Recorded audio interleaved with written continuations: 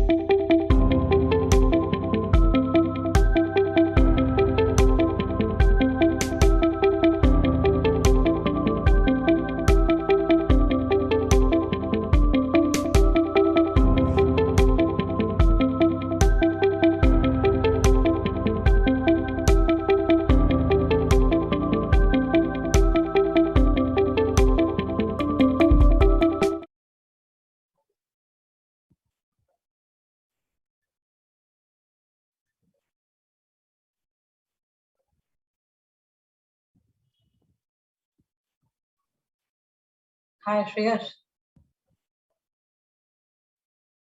Hi, Shreyas. This is Renu Bora here. Good morning to one and all. We, on behalf of the Symbiosis family, take immense pride in welcoming you all to the 13th edition of our annual flagship conclave, Digital HR Summit 2021. Now we would like to play the SIOM corporate video.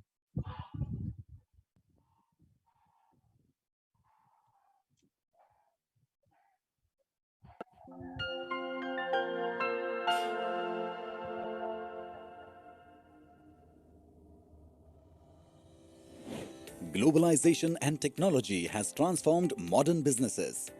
The modern economy today runs on globally interconnected value chains. May it be Indian Railways carrying 23 million passengers, or FedEx handling 29 million pounds of freight per day, or the famous Arvind Eye Care Hospital performing 1,500 surgeries daily.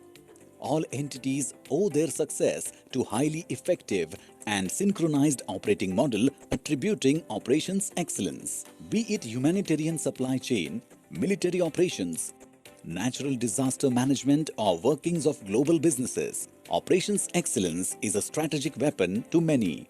Symbiosis Institute of Operations Management, Nasik, a forerunner in anticipating the criticality that the field of operations beholds, is India's only institute fully dedicated to operations excellence. Under the gamut of Symbiosis International University, SIOM is a sui generis institution established with the mission of empowering and leading operations excellence. True to its mission, SIOM has been fueling the industry with operations professionals churned out of its flagship MBA program in operations management exclusively for engineers since its inception in 2005. Owing to its contributions to the field of operations, SIOM has grown beyond laurels of best industry-related curriculum, and it is all geared up towards Industry 5.0 with inclusion of machine learning, artificial intelligence and IIoT. Providing an excellent industry interface,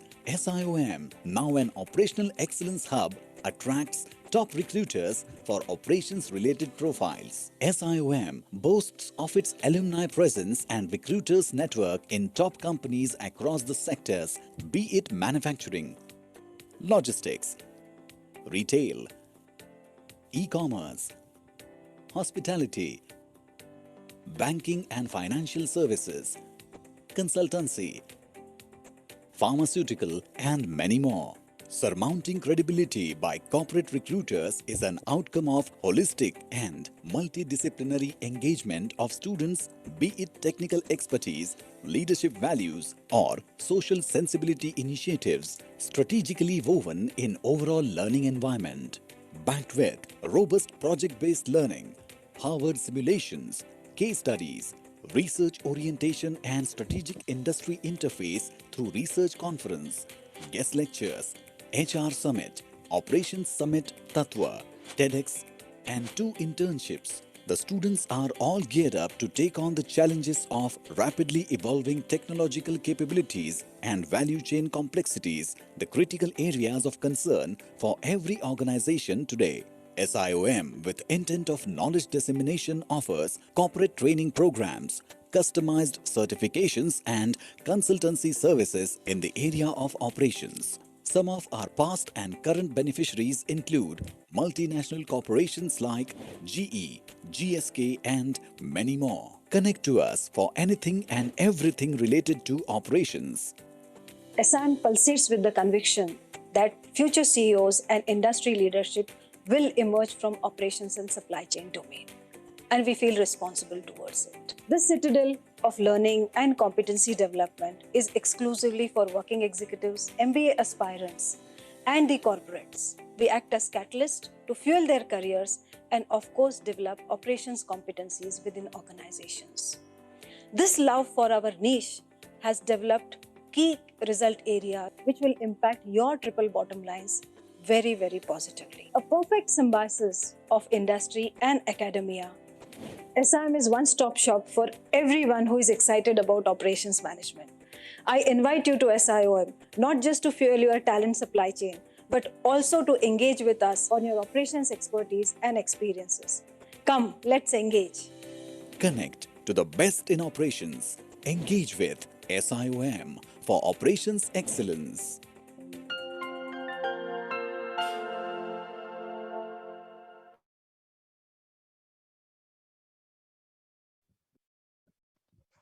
I'm extremely sorry, Renu ma'am, you were not audible. Is there anything we could help you with?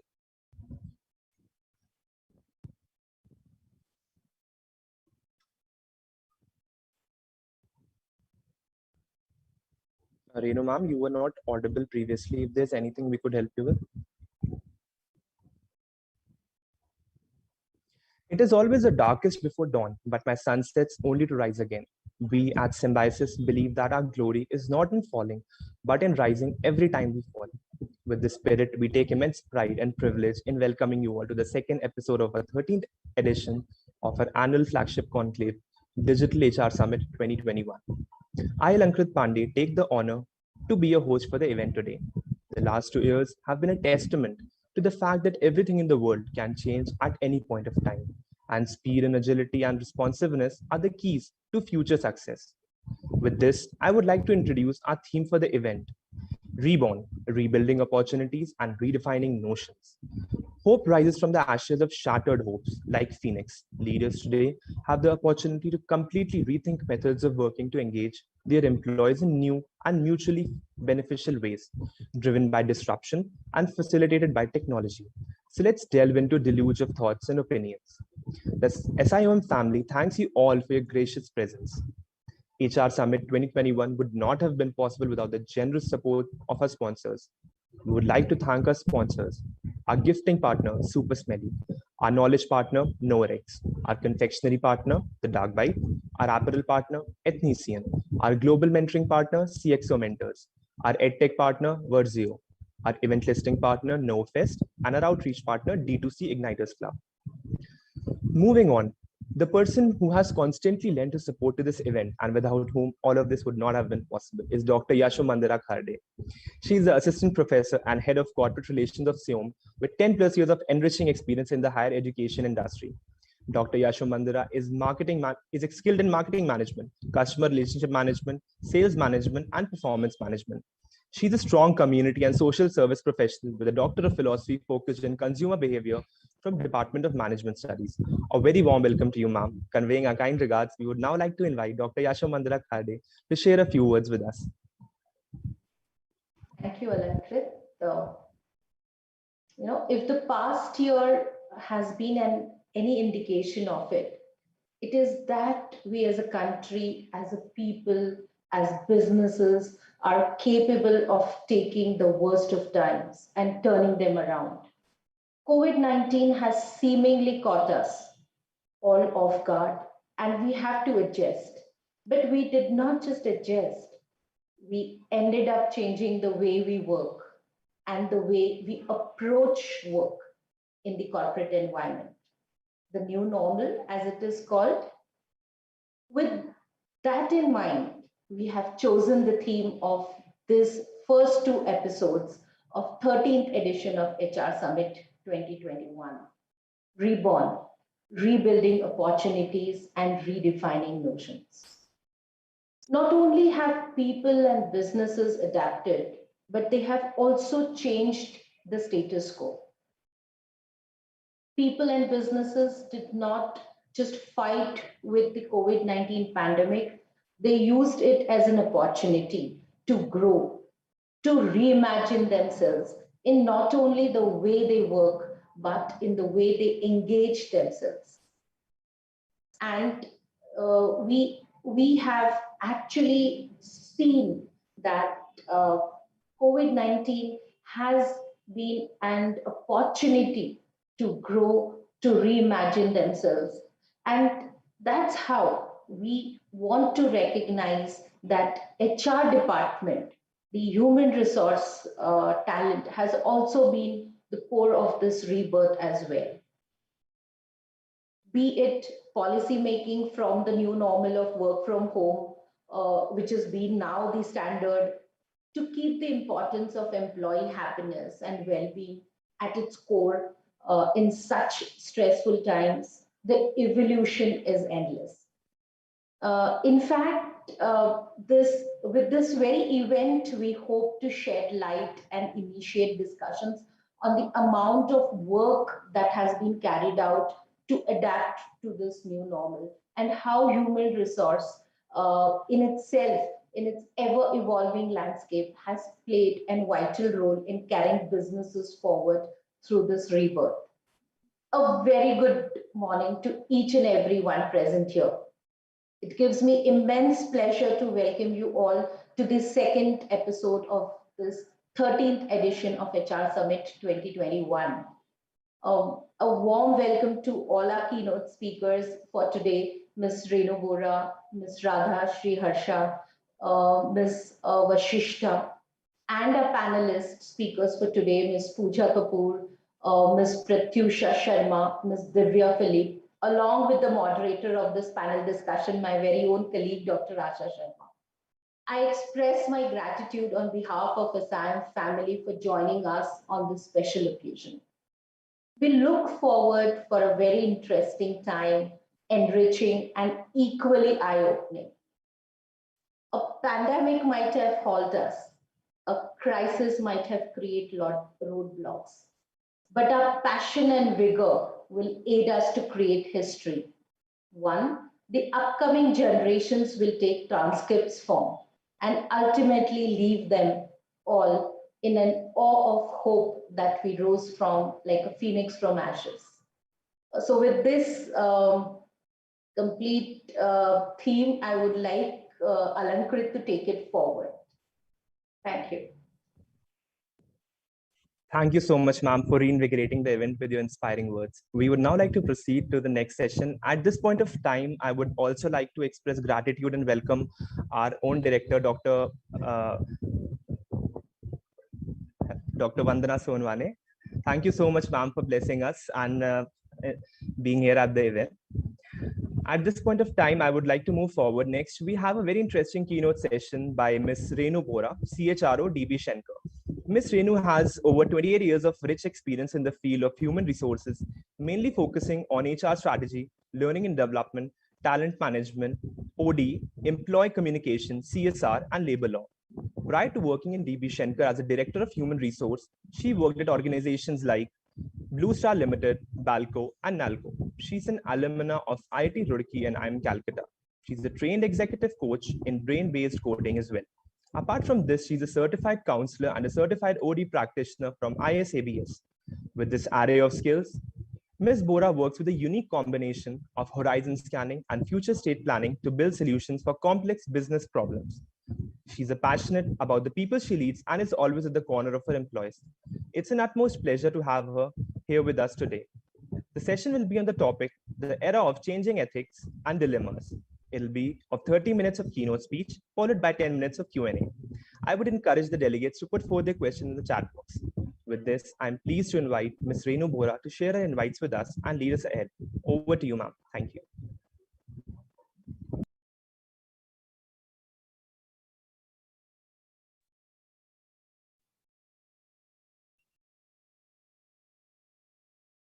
Renu, I think you're on mute. Good morning. Good morning to you all.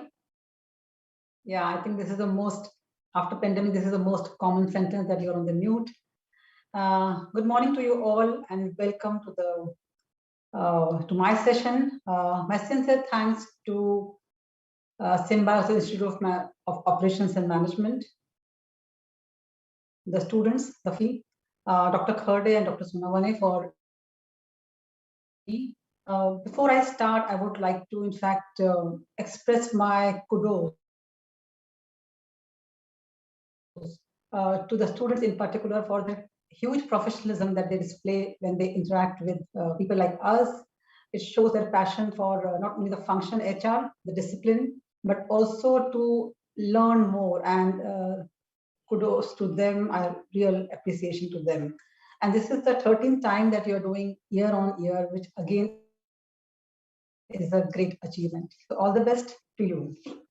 I'll be sharing my presentation and somebody can prompt me if they can see my presentation. I hope Yes, it is visible now. yes, ma'am. It's visible. It's visible. Yeah. Please proceed. Thank you, ma'am. Thank you so much. Yeah. So so this is all about HR Summit 2021.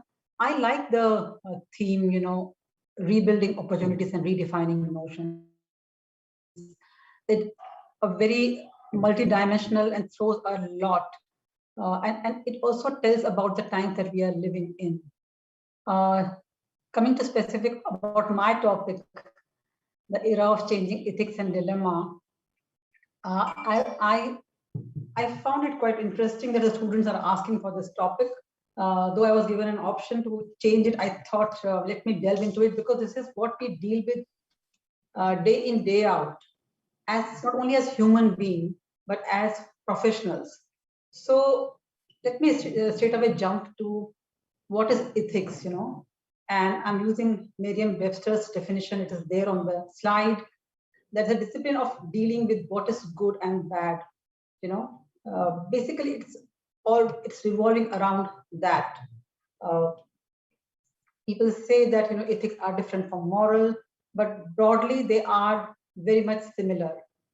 Something which can guide you to say that what is good and what is bad. For example, in almost all cultures, stealing is bad. And why stealing is bad? Because we have a very clear notion, and it need not be redefined, notion about property. This is my thing, this is a value that I have generated, this is my house or my money, and so stealing is not considered to be ethical. Respect to elders in almost all societies, respect to elders is something which is a part of ethics. How do you respect? The cultural modes will guide you, whether you are touching their feet, or you're saying namaste, or you're wishing the person every time, or you're doing eye-to-eye contact, or you're not doing eye-to-eye contact. These all depends upon the social conditioning. But yes, respect to elder is one thing. Kinship, I think my people, when you go, if you're driving to your office and you have a 9:30 late and you want to be on time, and suddenly you find that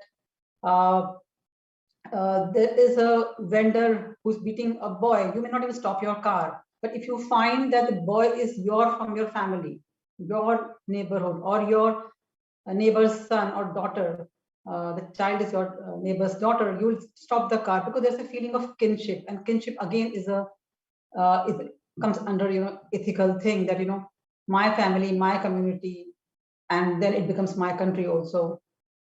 So having said about ethics, I will talk about, and I try to understand why students gave this topic, like why ethics. I will not talk about why ethics is important, because I think from times immemorial, when the history has been recorded, people have dealt with the topic of ethics. About how should we live? Should we live? Should we aim for happiness? Should we aim for virtue? Should we aim for creating of beautiful objects? So how should we live? And here we talk about ethical thing, that okay, one should not live by begging, one should create one's own value, and so on. And if we choose happiness over everything, then should I only strive for my happiness, or happiness for all? And this becomes an ethical question, that if I say it's only my happiness, then I may be encroaching your space. And I can argue that it is because my aim is for my happiness, and we are very individualistic in nature. But then this question, that should we aim for the happiness of all? Is it right to be dishonest in a good cause? We love the stories of Robin Hood, and there are many movies based on Robin Hood philosophy, where he was robbing from rich and giving to poor. Is it right to be dishonest in a good cause? Again, is a question of ethics. Is going to war justified? For bigger good, should we kill people? Is it wrong to clone a human being? And so on. There are many ethical questions around, which question us, which have been bothering us. And this Talmud saying, though it is said in many contexts, I would like to use it here as a dilemma that, if I am not for myself, who will be for me? I remember I had an aunt, and she would find that I would serve people in my house. At times I would go hungry and she would say, no, first you should feed yourself. If you are not for yourself, who will be for you? So you have to, enrich your soul. You have to feed your body. You have to take care of you, yourself, your time, your space. And then the question is, if I'm only for myself, then what am I? And then if not now, when? I'll move to the next slide. When we talk about ethics, we talk about ethical rights of animals also. And many of us eat animals. Many of us consume products which are animal products. Even agriculture to much extent is done through animals. Be it plowing where we use bulls,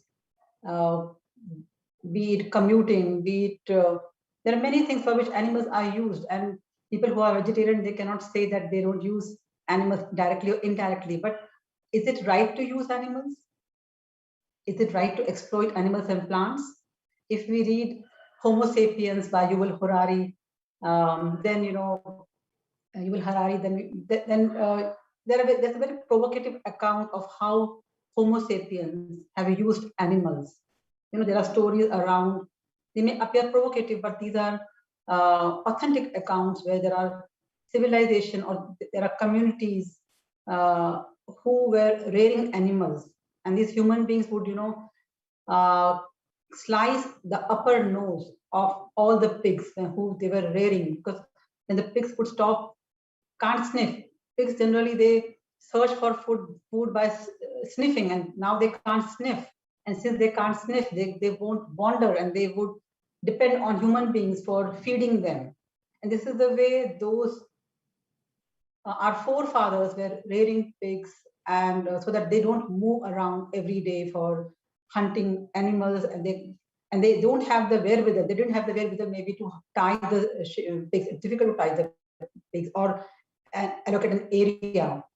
So what I'm saying is that human beings have been and are animals, but then we talk about the ethical rights of animals, the ethical treatment of animals. So ethics has been a question since long, and it's a dilemma.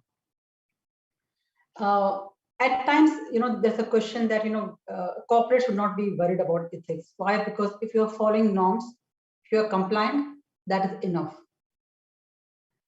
It is the government's, the state's responsibility to lay down those laws, and you're supposed to only follow. Don't talk about ethics. But if we see the laws, how they have evolved. Take the case of this child marriage. It was so rampant in the last 2 centuries. I think 40 years back, it was so rampant all across. Even today, child marriage happen, but they don't happen so frequently or so regularly. Phulmani Das, you might have read about it. She was a 10-year-old girl who was married to a 30-year-old male, and then she died on the wedding night.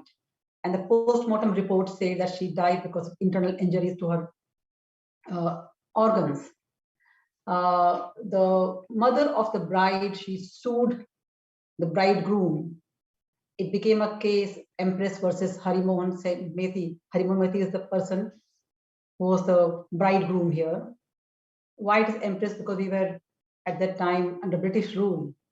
And then a lot of reforms happened about age of consent. If today when I read this case, I would say, why did the mother marry a 10-year-old child? First of all, was it ethical? But we can't see it from today's context. 200 years ago, it was so common, be it all the famous personalities of those years. Tagore himself got married when he was 12. His wife was 10-year-old. People was considered to be a social norm, and then it also had a legal sanction. And then the age of consent moved from 10 to 12 and so on. But I'm saying the way social reforms happen, then hand in hand legal reforms happen, and everything starts from the ethical question: is it right? And what is right? Say dowry system. It is so ingrained in society. We know of all the famous personalities who give dowries to their daughters. And then came the cases of dowry deaths, where brides were murdered, and then Prohibition Act came, which makes it illegal to give dowry, but it is still there. So what is right? Is everything under the legal framework right? Is a question that we should ask. And then there comes the question of dilemma. I'll go to very specific now to the corporate world. I'll quote the story. Some of you may have seen the movie. It's a 1971 movie of Satyajit Ray. It's called Seema Badha. In English, you can say Company Limited. So all companies which are private sector companies are Company Limited. And this story is about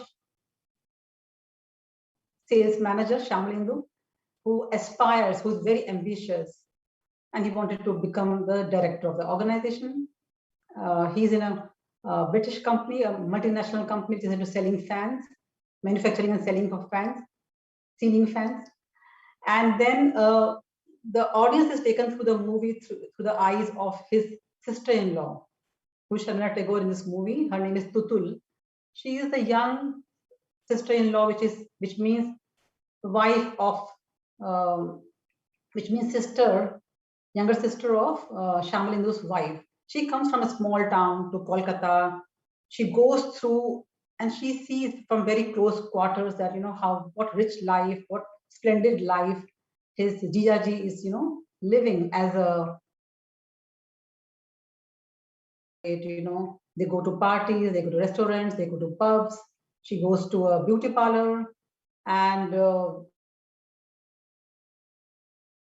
she goes to all big places where social mingling happens. People move in a certain way in an urban setting, and she is in awe. She rather starts worshipping, or hero worshipping her brother-in-law, because to him, he was very educated, he was a very good student, and then now he is doing so good in his profession.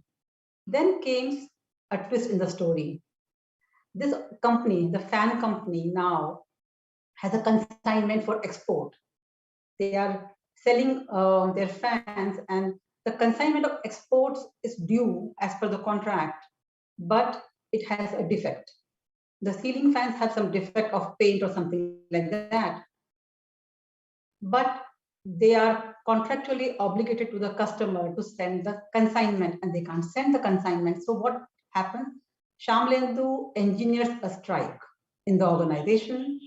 So a false strike is done. A lockdown is done. Some non-strikers are sent inside the factory to immediately repair the fans so that they go on time.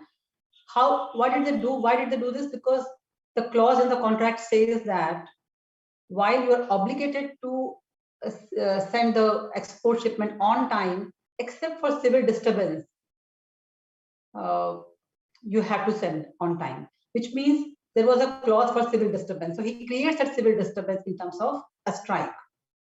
But then when you engineer something, it's not always in your hand. So things go out of his hand. There is a riot. There is a lot of violence. And the factory's watchman, who was an old-time employee, very dedicated, very loyal, he gets badly injured.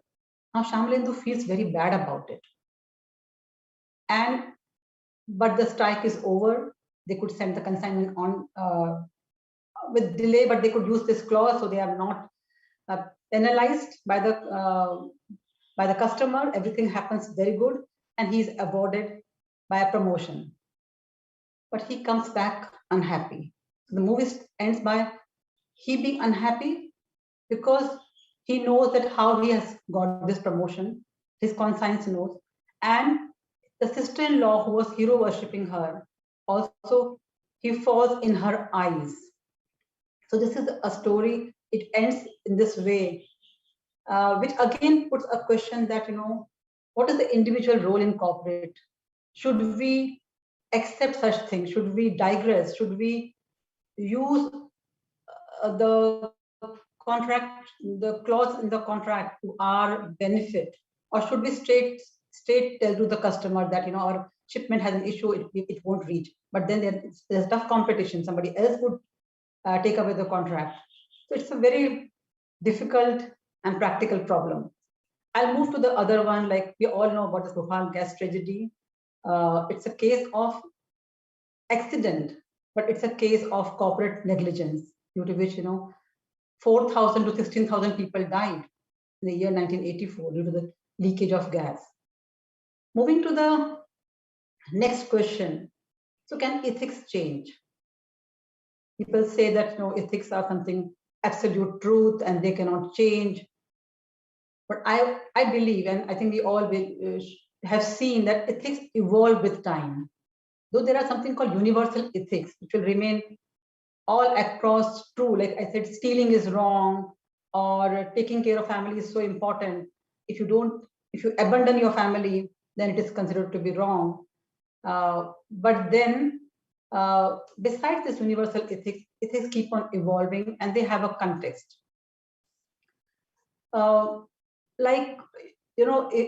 If we have seen in the case of the child marriage, in the case of the dowry system, we have to see ethics in the broader context of the society from where these people are operating.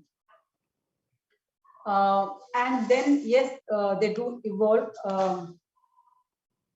and this leads to dilemma. For example, I can tell you that, if I'm going to office, so suppose there's a case of a salesperson who is late to the office because he got up late. Because should he tell his manager that I got up late and so I'm late to the office meeting, and it's an important meeting? Or should he just cook a story that, my grandma was unwell and I had to take her to hospital? Now, this person may say that I was late to the office because I got up late because I was working for the organization yesterday late night. So what is wrong about it? But suppose he was watching a movie for pleasure and he got up late and he is late to the office meeting. Should he inform his boss the truth? And will this be a career limiting move? They call it CLM, that somebody who tells the truth.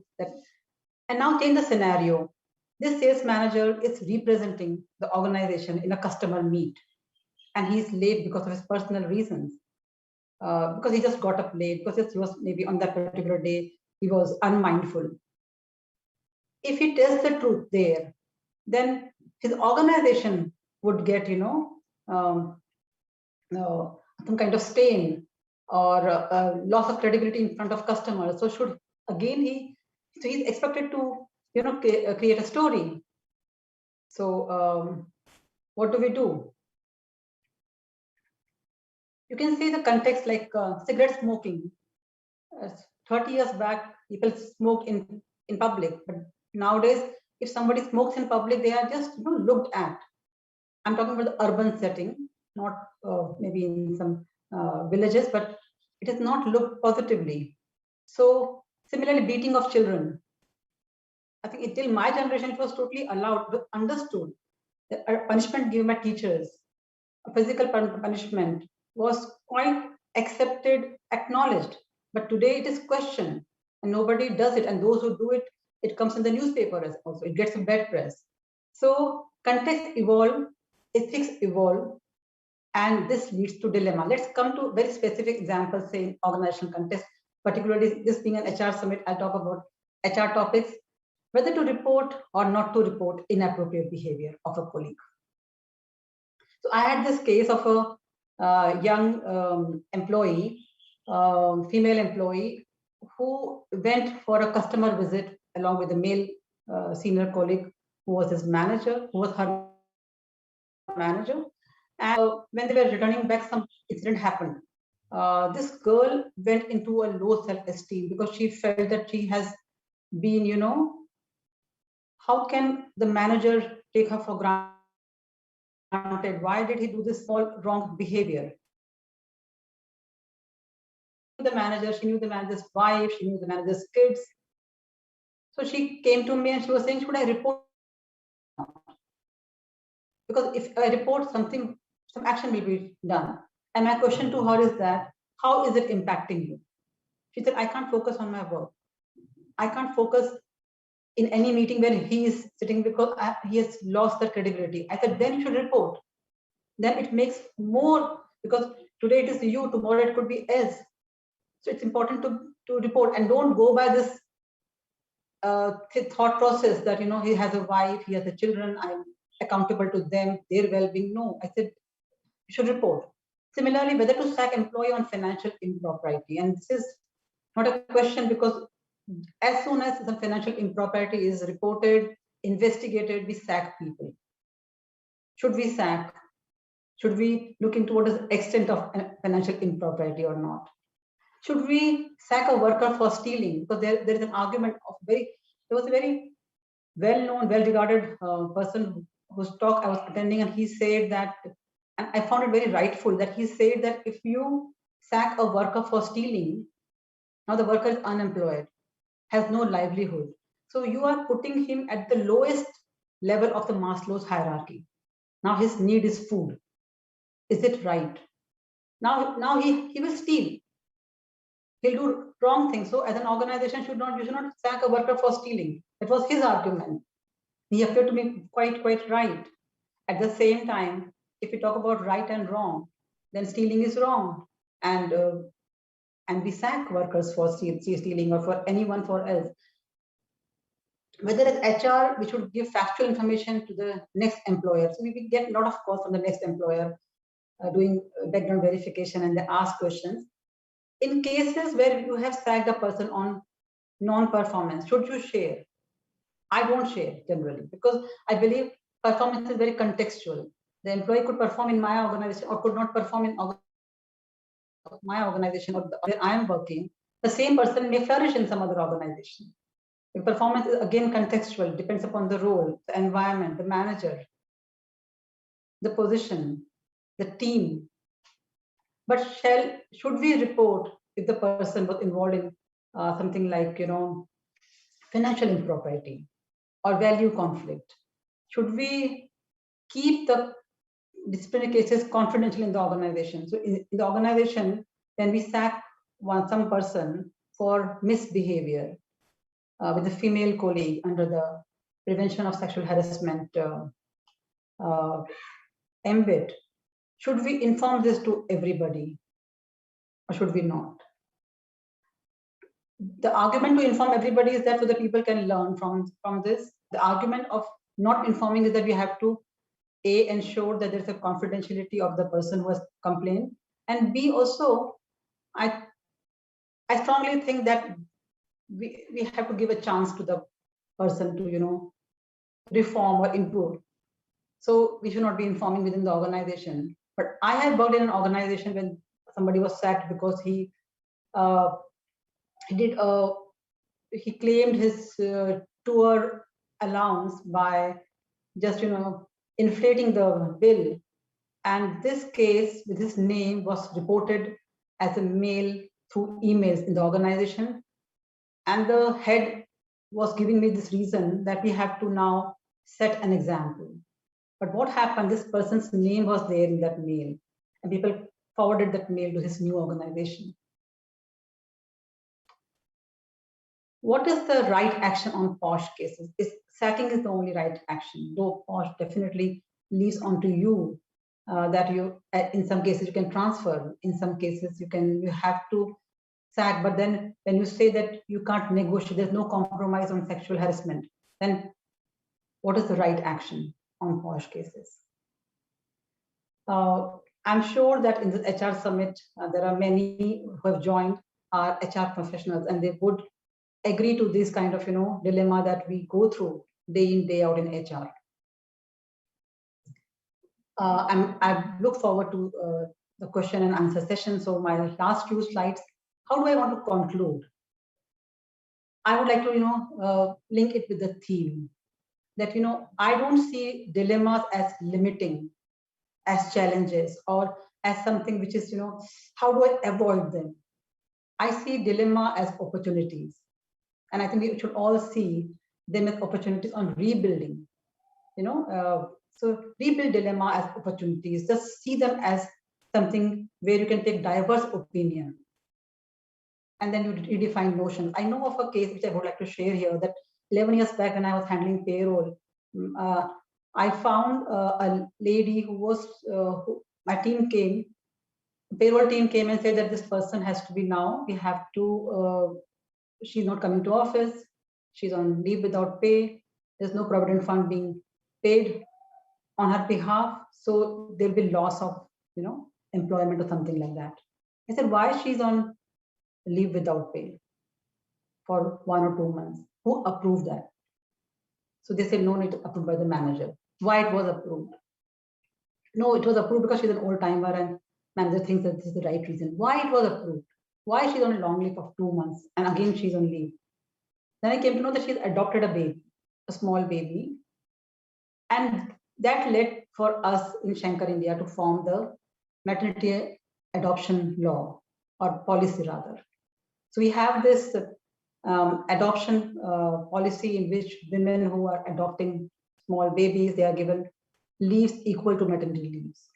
This is well before the law came into picture. So a dilemma should be seen as an opportunity. We should take a diverse opinion in the team, and we should form new policies around it to deal with them, which are progressive, which can, here it is, the aim is to just find right. You may say there is no maternity policy for adoption in those days there, but we went for the right thing. And this is called ethical, or, discussion on ethics. I would like to leave this session and wait for Q&A with Gandhi's talisman. Whenever you are in doubt, there's one single litmus test, a question that, because and ask, is your step going to help him or her? So in the organizational context, when you take any decision, be it a decision like work from home, be a decision of working days and working off, take into consideration that, is it going to help somebody who is working day in, day out, who is the most needy or who is more voiceless in the organization setup? It could be workers, it could be your frontline team members, it could be your sales team who are running in the field. You have to make policies to cover them so that, you can go for greater good. Sorry. With this, I'm through with my session. Thank you all for listening. Thank you so much, Renu ma'am, for your thought-provoking words and insights. We are now open for the question-answer session, and I would request the audience to post their questions in the chat box. The first question we have... Ankit, maybe you can help me to remove this share. Shall I just stop sharing? Yeah, thank you. Oh. Yes, ma'am. So the first question is from Mr. Praneeth, and he wishes to know, first he wants to say that the session was really wonderful, and he wants to know that if we observe some professional taking from credit for the work done by other, creating an ethical dilemma to stay mum or be a whistleblower, how should this scenario be handled? What should be the course of action? Yeah, so there's no straight answer. It depends upon the organization's culture. There are organizational culture which is very, very limiting at times. They don't allow such kind of questioning, so people go for reporting. So as an organization, we have to have that open dialogue where people can come and inform. It should also have a very good performance management mechanism where you can even see these kind of outliers, where you can read through them. Though I'm sure it is very difficult, if as a manager you're just not giving credit to your team members and to your reporting manager, you are saying that you are the one who is doing everything, then definitely your team members will never get that visibility and never get that recognition in the organization. So you need to build a culture of that openness, that people come and report. You need to also build the culture of culture in the organization where managers would understand that if they give credit to their team member, they are in a one way giving credit to themselves, because this also shows that how good manager they are, how how much they are developing their team members. So if in the organization you value people, managers who are developing their teams, then it will be valued. If in the organization you are only focusing on individuals, heroes, then those managers who will flourish, who can just say, I did it. So in this case, I heard from this questioner that, maybe a team member is doing it, a peer is doing it. So how do you call this out? It is not easy. You have to win your own credibility, but you need to do it with evidence to the manager, giving the reason, how it is going to impact adversely the organization. You have to tell what is the adverse impact of such behavior on the organization. Just by saying that this guy is, taking my credit away, manager will not be much bothered about it at times. But when you say that, this will, demotivate others also, it is demotivating me. So the impact will be maybe understood by the manager. I hope I've answered your question. Thank you, ma'am. Thank you for the answer. Ma'am, first of all, Mohan Sharma from Capital India Private Limited, he wants to convey that the session was really insightful, and he talks about organization culture and corporate world dilemma and value organization is caring. He wants to say that it was a really good topic. Moving onwards, I would like to take the second question from Akshita Manvati. She is wishing you good morning, and apart from this, she wants to know an answer. What aspects of organizational culture should be static and what aspects should be dynamic to continuously be relevant in rapid changing times?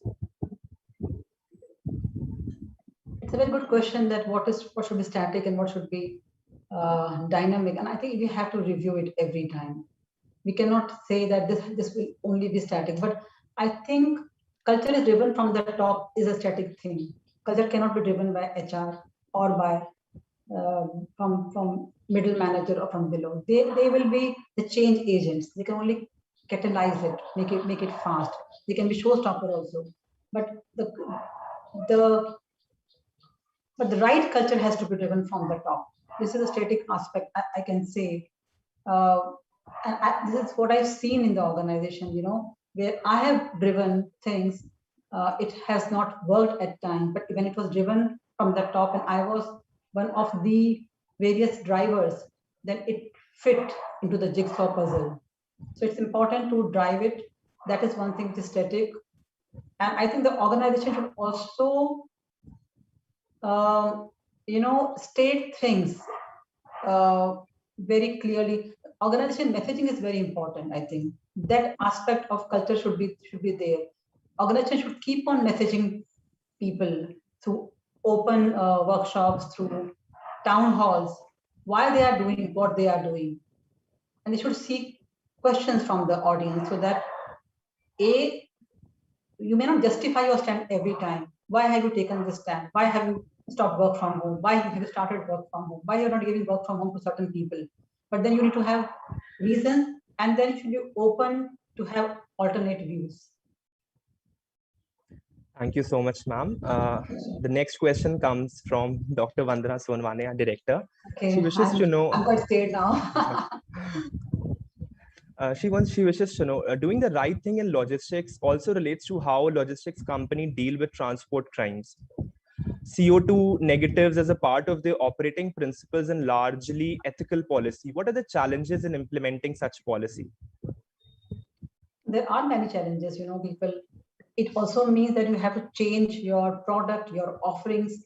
You have to change the supply chain. But then I would like to inform you that DB Shankar is one of the leaders in this. And we have a carbon footprint goal. We pay all the top team in the organization, and we have a very good bonus scheme for CXOs. And CXOs also include the CXOs in country organization like CHO, CFO, and so on. This team of management is paid a bonus, annual bonus, in which one of the biggest KPI or one of the important KPI is a key indicator itself. So one of the KPIs is the DB target, which includes community goals, and which also includes this energy efficiency and carbon footprint.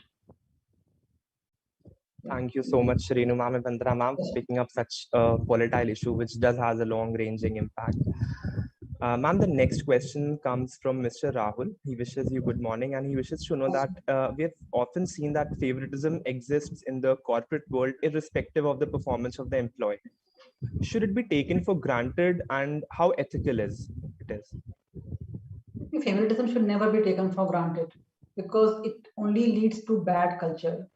A culture where in the long run, it can lead to underperformance, a cycle of underperformance and cycle of misreporting, where you do underperformance, but you report or you become a yes man. So you have to definitely report. You have to keep on speaking about it. And you have to give evidences about, how it impacts the organization. But when we do, we have this system of, taking employee survey in the organization. So we have a question around it. Even the Great Place to Work survey, and we are Great Place to Work certified organization. So the Great Place to Work survey also talks about this, and we track this score. Has the score improved or not? So favoritism has a very negative impact. Suppose I'm not being favored or misfavored, but if I see it happening, it has very many effect in the organization. It brings to a culture where yes man is agreed. It leads to underperformance. It also stops innovation. Thank you so much, ma'am. The next question comes from Mr. Anirudh. He's thanking you for the erudite session, and his question is, while setting up an organizational culture and value systems, a typical approach is followed, which is top-down in nature, where foundational core values percolate vertically downwards from the top management. Will the bottom-up approach gain more significance in the coming time?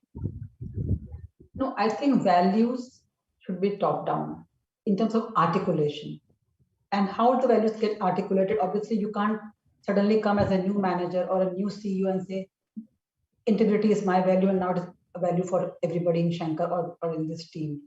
Value, there's a value exercise, there's an envisioning exercise.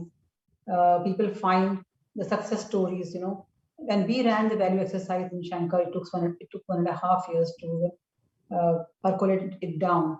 So first of all, how do you find the values out of so many values that you have?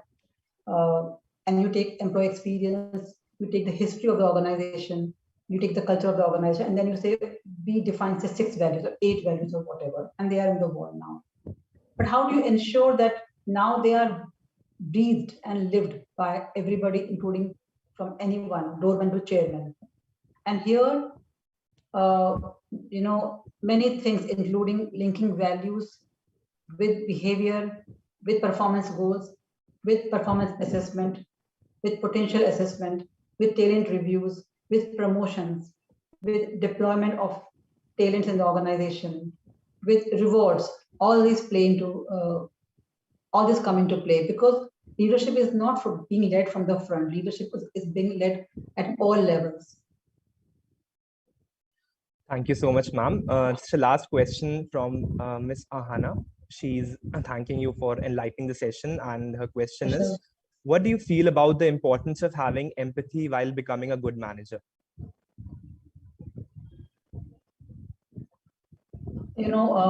Empathy is very important, and if I say this is truant. We all know about it.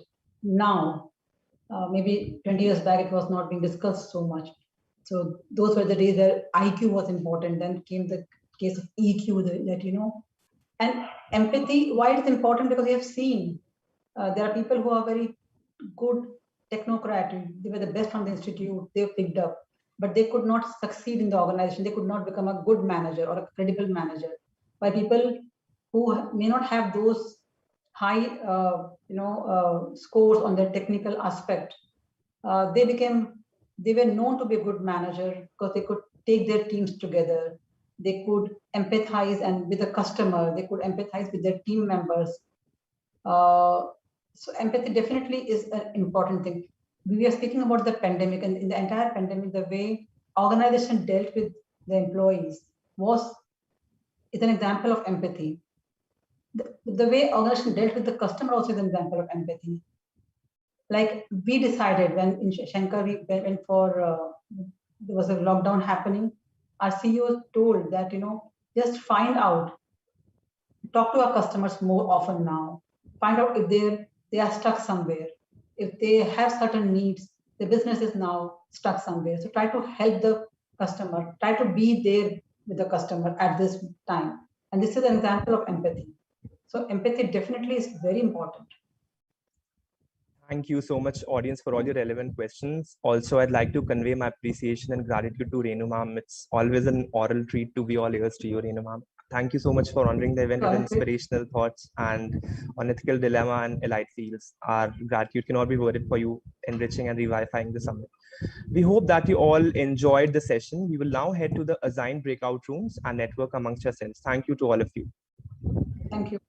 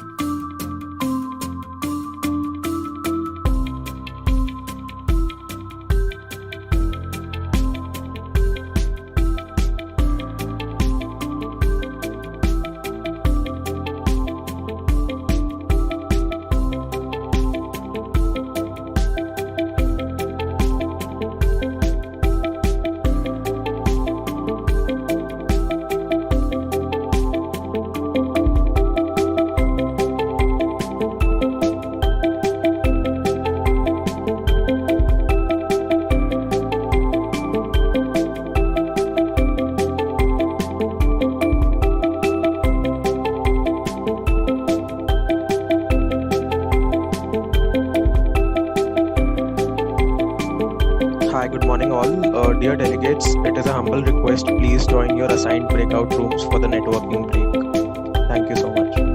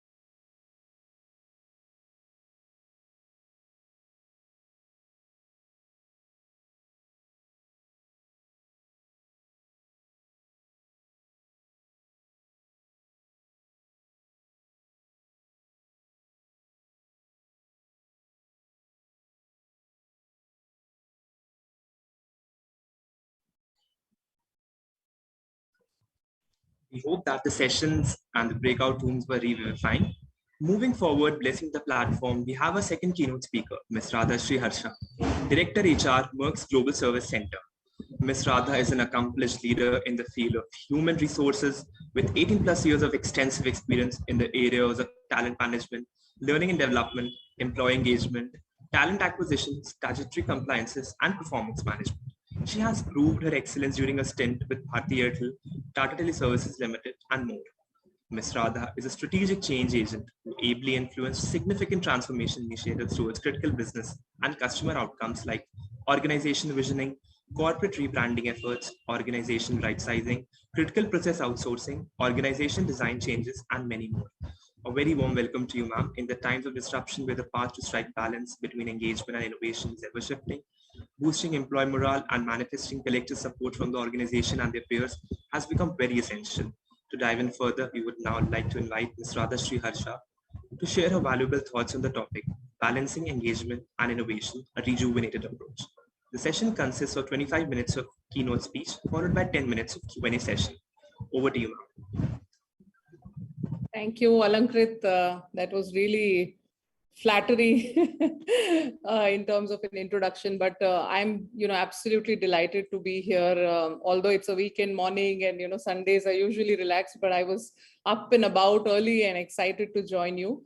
And of course, I'm equally excited to meet. I've met a few of you before the event, but now also equally excited to meet some of the co-speakers on this event. And I also congratulate Dr. Vandana, Dr. Yashomandira, and everybody that's organized this summit year on year. I think it shows the commitment. It just shows the drive for learning and excellence, and even the choice of topics that you've made.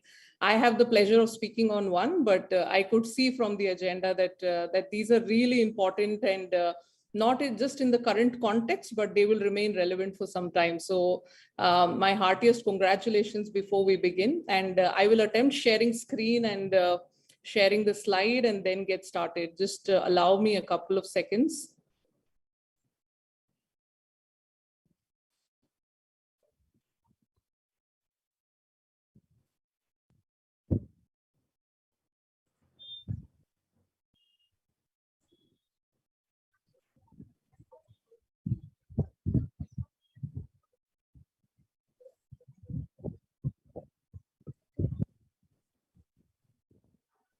If one of you can confirm that you can see the screen. Yes, ma'am, your screen is visible and the PPT is as well.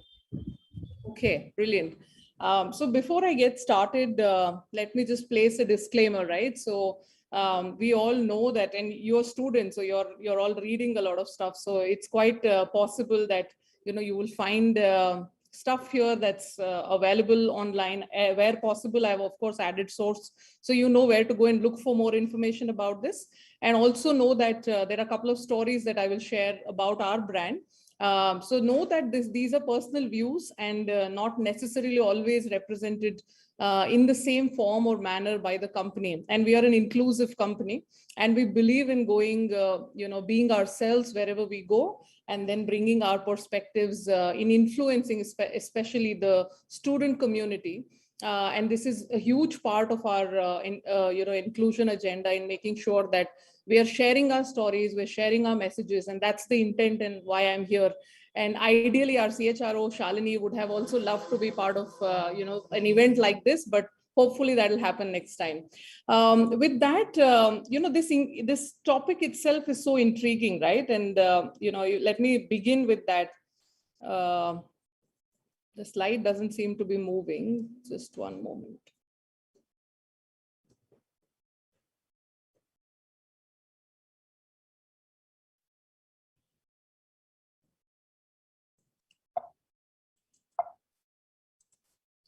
Let me stop sharing and see if one of you can share. This is not moving for some reason. Ma'am, we're on it. We're checking it. Okay. Yeah, it moved the moment I stopped sharing. Let me try again, maybe. Just one sec.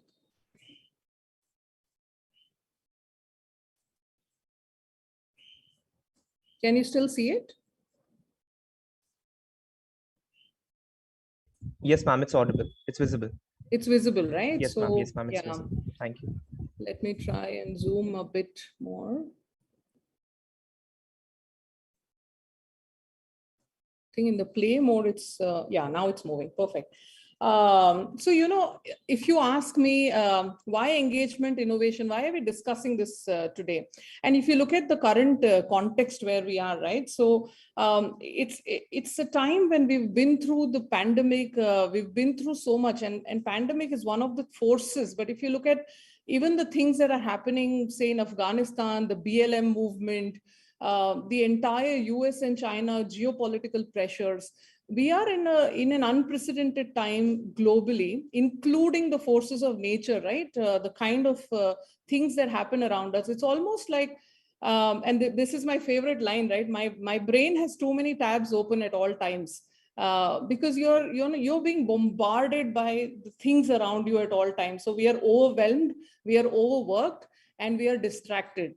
And whether you are an employee, you are a leader, you are, you know, the CEO of the company, this does not change. And today we are realizing this more than any other time, that wherever you are sitting in the organization or anywhere else, right, whatever kind of professional you are, it is taking a toll on all of us. You know, look at the doctors community, look at people in the education space, look at folks in the real estate, look at the aviation industry, look at the hotel industry.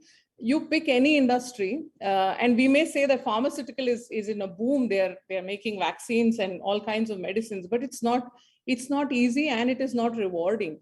It is like being in a moment of crisis, and then everybody's sitting on your head and you're producing something, you're trying to innovate, and innovation never happens under pressure. It can happen by fluke, but it never happens under pressure.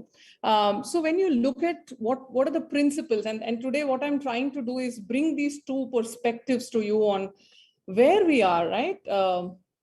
My slide again plays on me. I think it takes some time. Let's see if it refreshes.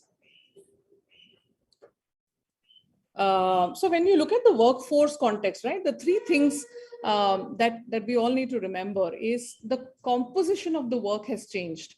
What we mean by composition, right? In terms of augmented reality today, where, you know, a lot of work is getting automated, a lot of AI has come in, a lot of RPA has happened. So different digital elements are now influencing even the body of work itself. The workplace has changed. We no longer sit in those plush offices that we used to sit earlier.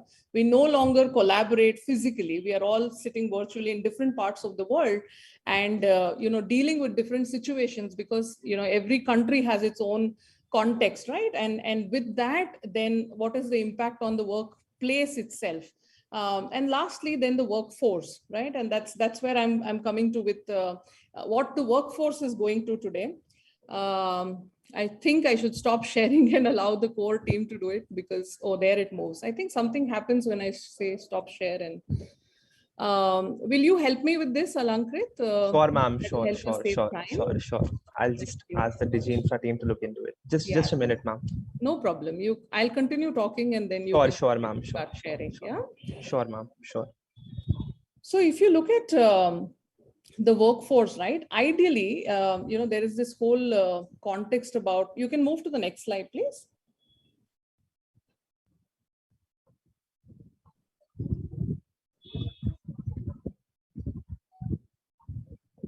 No, come back. Yes. So if you look at the generations in the workforce, right? Today we are at a time when there is a multi-generational workforce, right? There are people who are baby boomers, there are the generation X, there is the generation Y, there are millennials, and now generation Z. And when you have, you know, especially look at us as an organization. I come from an organization which is 100-plus-year-old organization, right? And we, in fact, our core values is making sure that, you know, our employees, our people are at the center of everything that we do.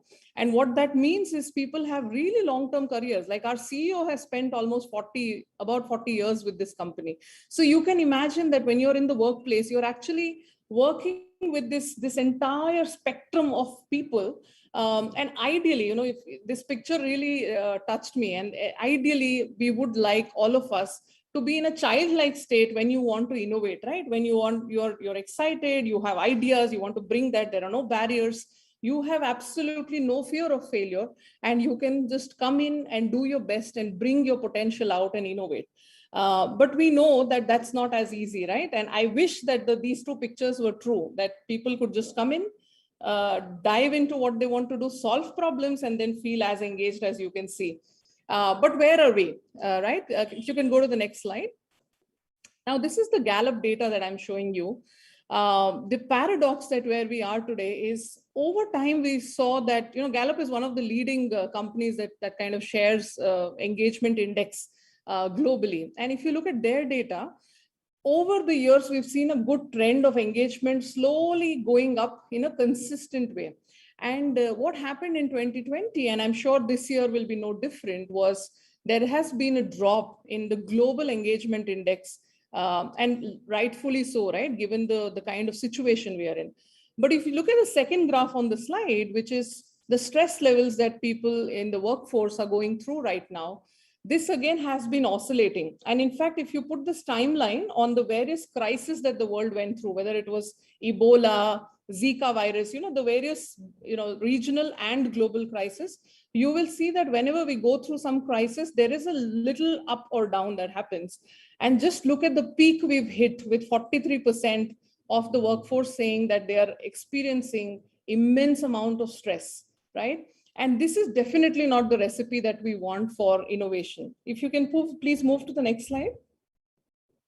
So there is a study that I want to share, some pieces with you here. And this is really interesting. And I urge all of you to go and look up for the 2021 Work Trend Index.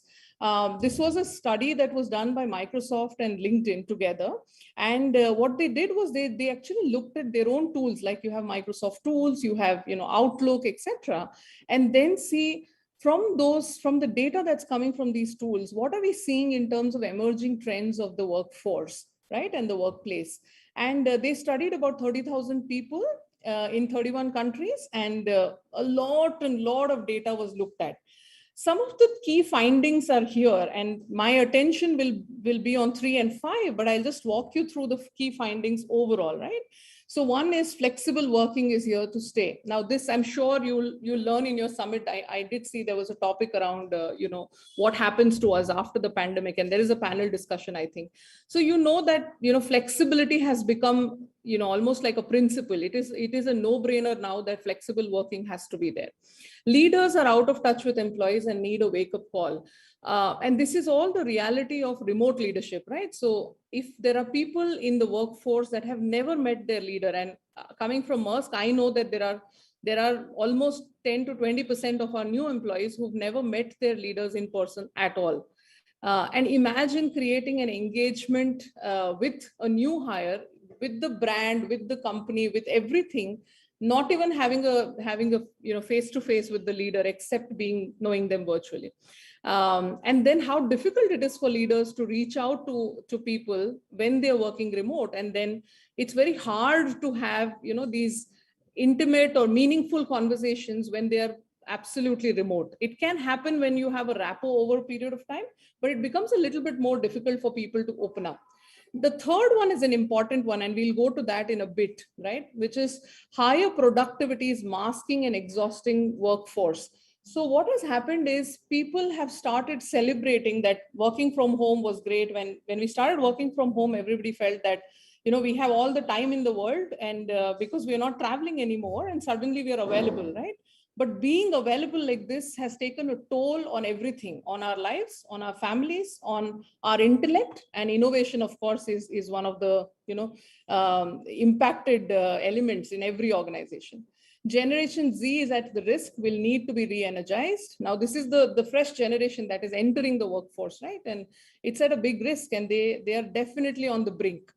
Shrinking networks are endangering innovation. Now, virtual working has made networks a bit more shrunk for innovation. Doesn't mean that access has gone away. You have access, but you don't have the ecosystem as it used to be in collaborating and working more comfortably, because you had, you obviously had various venues to meet people when you traveled, when you went to, different conferences together, etc.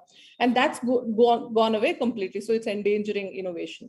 Lastly, authenticity will spur productivity and well-being, and talent is everywhere today. That's another opportunity, right? And I did see that as a topic in your agenda. So you will hear about the talent story and the talent strategy. Let's go to the next slide, please. Now, this is on point 3. This data is really important. What has happened to people's time? 148% of meetings. That's the amount of time that people are spending on meetings. 40.6 billion increase in the number of emails in the last year, like Feb 20 to Feb 21. 45% of chat that people spend on just talking and connecting with others, because that's the way of working. And then the amount of office documents itself, there is a 66% increase over the year. So, this meme is so apt, right? It's almost like when your boss asks you that, how's your day going? Are you doing okay? Then you're almost drowning and you're still saying, I'm okay, I'm okay. Why? Because you feel that I have the flexibility, I'm at home. And definitely this overwhelmed amount of, things around us is not going to help us if we want to innovate. If you can go to the next slide. This is an important one, which is the point around, how teams are becoming siloed. Now, if you see the closed network and distant network, these are two graphs.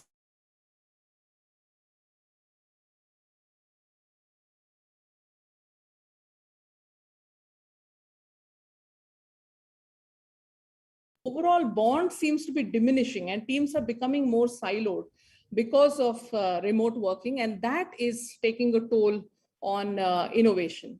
The other lens I want to bring here is on diversity. If you can move to the next slide. So, there is innovation needs one other important thing, and that is if you are an organization that is able to leverage diversity. Now, what does diversity mean? It means a lot of things. It is not just about the kinds of people in terms of gender, LGBTQ. There is a spectrum, of course, and that is one lens.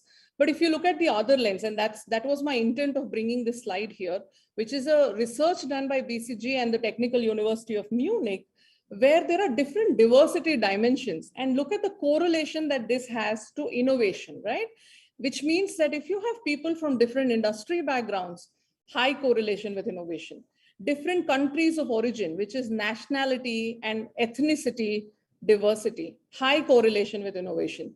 Different career paths, people who've experimented different kinds of roles, different kinds of functions, domains, again, very high relationship with innovation. Gender, also high, but not very high, but yes, bringing more women into the workforce, bringing more diverse gender identities into the workforce does help diversity. However, the two things that don't matter so much, and this is again a good shift that the academic background especially, which organizations are making, is we're not relying only on credentials, on academics, but we're relying on capabilities and potential and the aspiration of candidates, right? So again, academic background necessarily has no impact on innovation.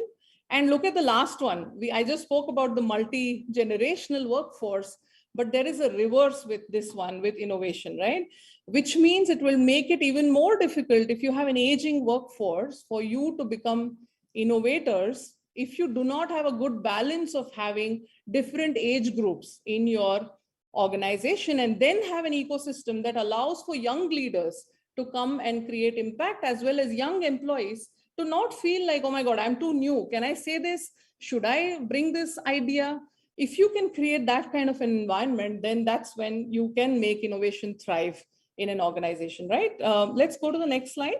What are the benefits of having this diversity? There is clearly data from Deloitte that says that, and there's enough data, this is just one of the data, which says that you will find 20% more innovation and 30% less risk if you invest in having this kind of diversity in your workforce. And that is what organizations are striving to do. So it's not a one formula fits all or one size fits all kind of a solution, but for innovation, you have to look at these multiple dimensions of diversity. And that's important if you want to look at how do you balance engagement and innovation in the current context, right? And let's look at one example of the reality in the next slide, please. Even a brand like Apple, right? This is one example of racial or nationality diversity. Even a brand like Apple has struggled to create more diversity. If you look at the two bars here, in 2014 and 2018, it's almost identical.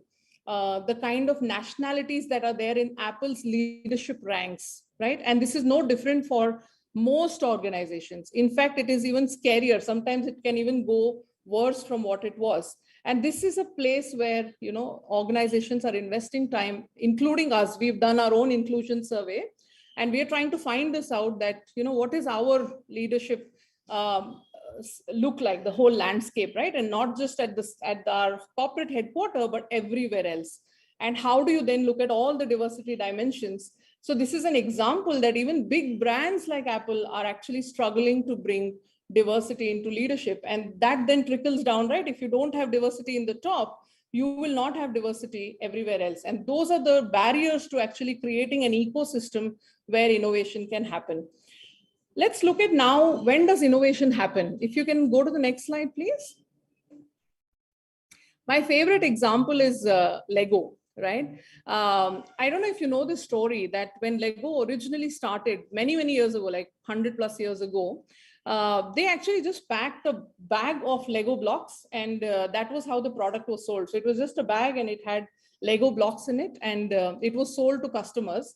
And I don't know how many of you have seen the actual Lego block that you buy today. It always comes with the image of what the final product can look like when you build it all, right? Whether it's a house, whether it's a mermaid, whether it is whatever you're trying to create, a school or whatever. Today, it always comes with what should the build-up look like. And originally they started with a blank slate that you can actually create anything. But, you know, a lot of customers didn't buy that product then. And eventually they got more success and more yield in terms of, you know, the total buy itself, when they switched from not having a view to what this can look like, to then putting up a sheet in every Lego block box saying this is what the end product needs to look like. Now, this is an interesting example, right? And if you can go to the next slide, please. This is exactly what happens in organizations. And we all do this fun Lego team building sessions, right? So it's very hard. And we are all like, you know, the ones who have gone from childhood when being absolutely curious and unbounded and boundaryless, to becoming so stuck with, give me a view of what this needs to look like. So if I don't give instructions to a team that you need to make a building, or you need to make a house, or you need to make a airplane or whatever, and even if you don't do that, and if you just say create a structure, it will always be something that the teams have seen before, something that I have seen before. It's very hard for people to come up with something that they've never seen before, right? Why does this happen?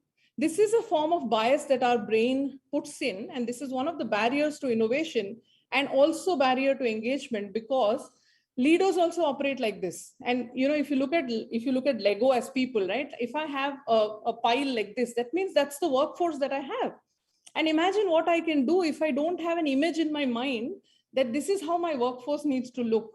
I can pretty much create anything, and my workforce can pretty much create anything. They can innovate freely. However, when I get stuck with this definition of this is my top talent, this is my top performing talent, when I start defining those so much structure, I lose the essence of innovation, I lose the essence of engagement, and then I'm creating stereotypes, right? It's almost like boxing people, and then you almost create like robots in the company.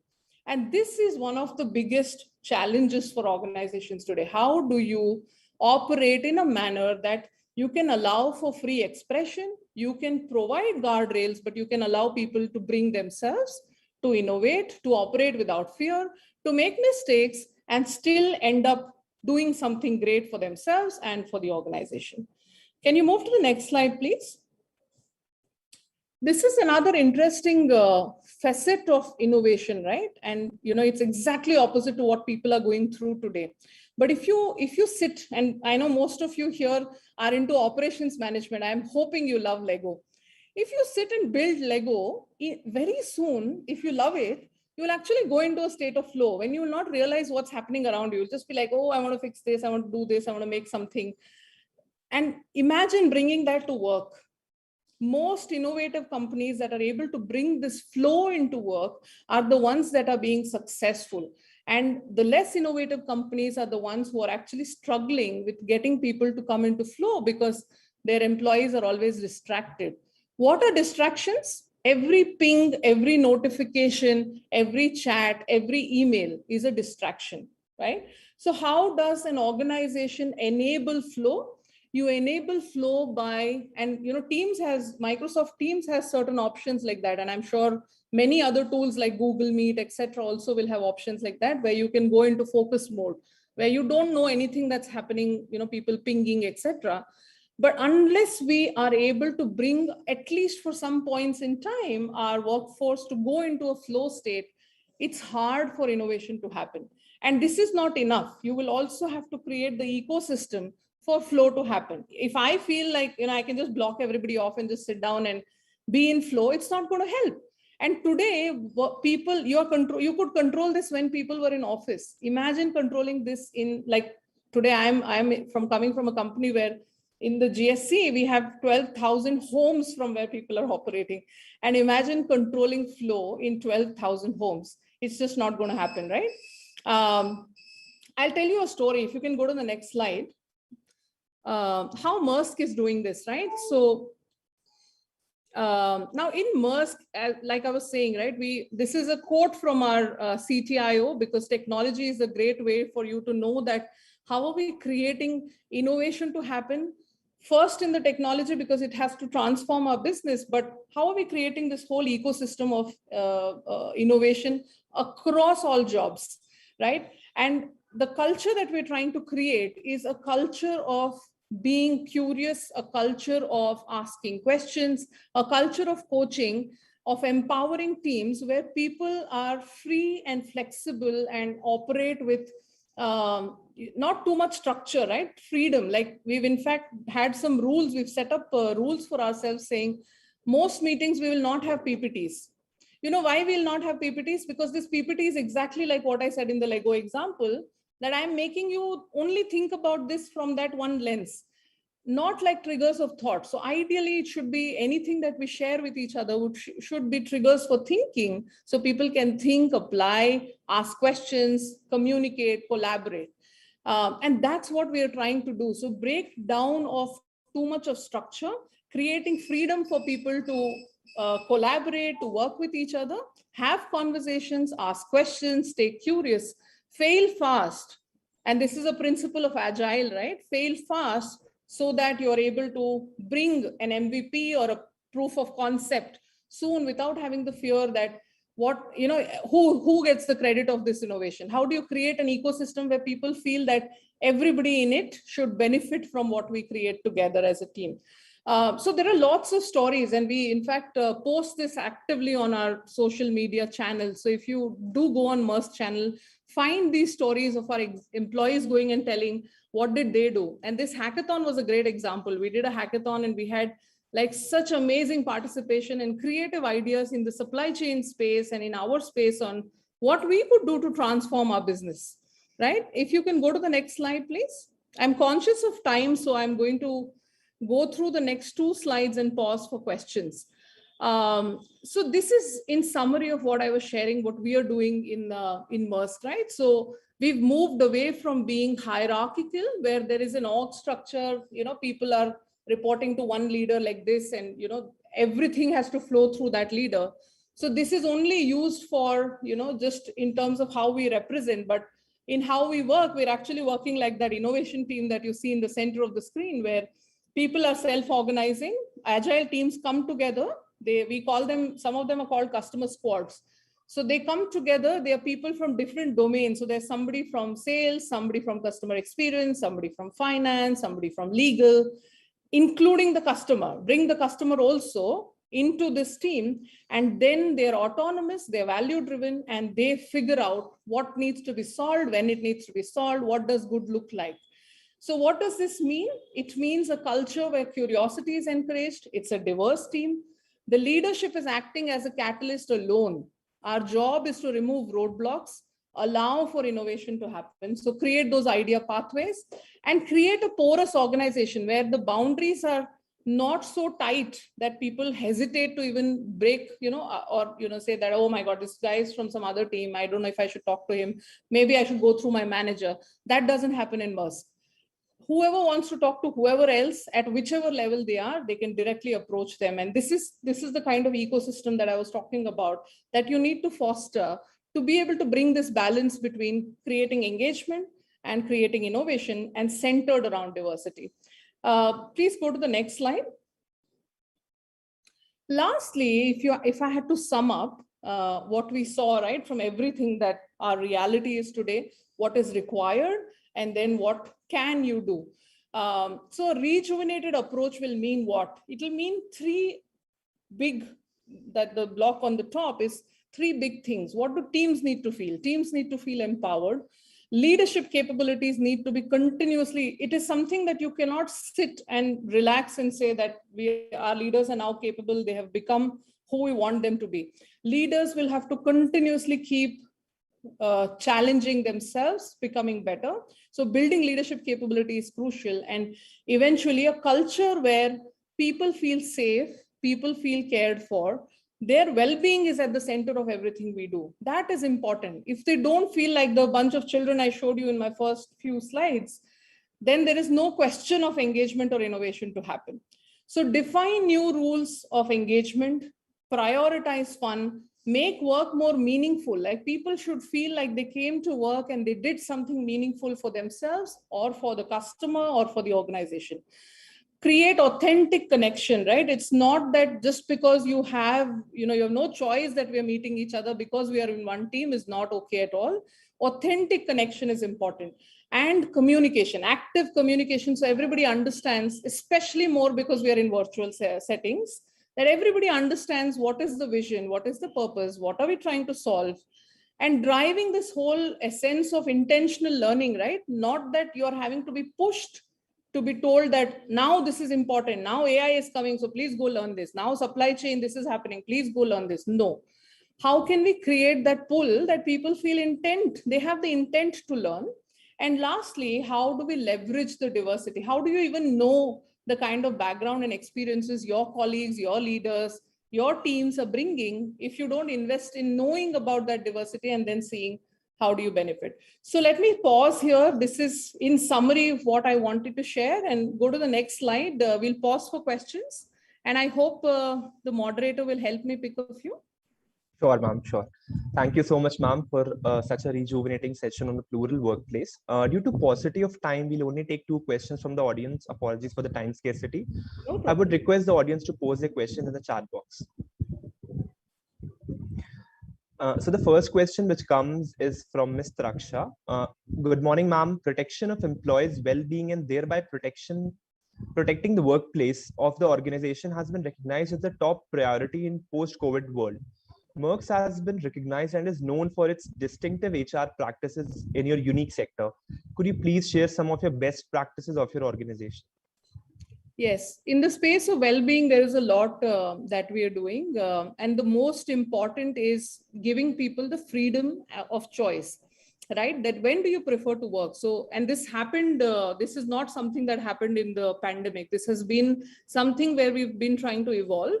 And let me give you an example. So there are families where there are either men or women, and we've moved away from these gendered identities that women do all the cooking or women take care of children. It's not necessary, right? There are partners who are sharing equal responsibilities.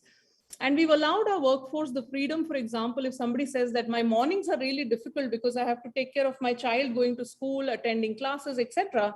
So I'd prefer doing break shifts. Like I do 2 hours in the afternoon, I would do 4 hours in the evening, and maybe I'll do another 3 hours a little bit later in the night.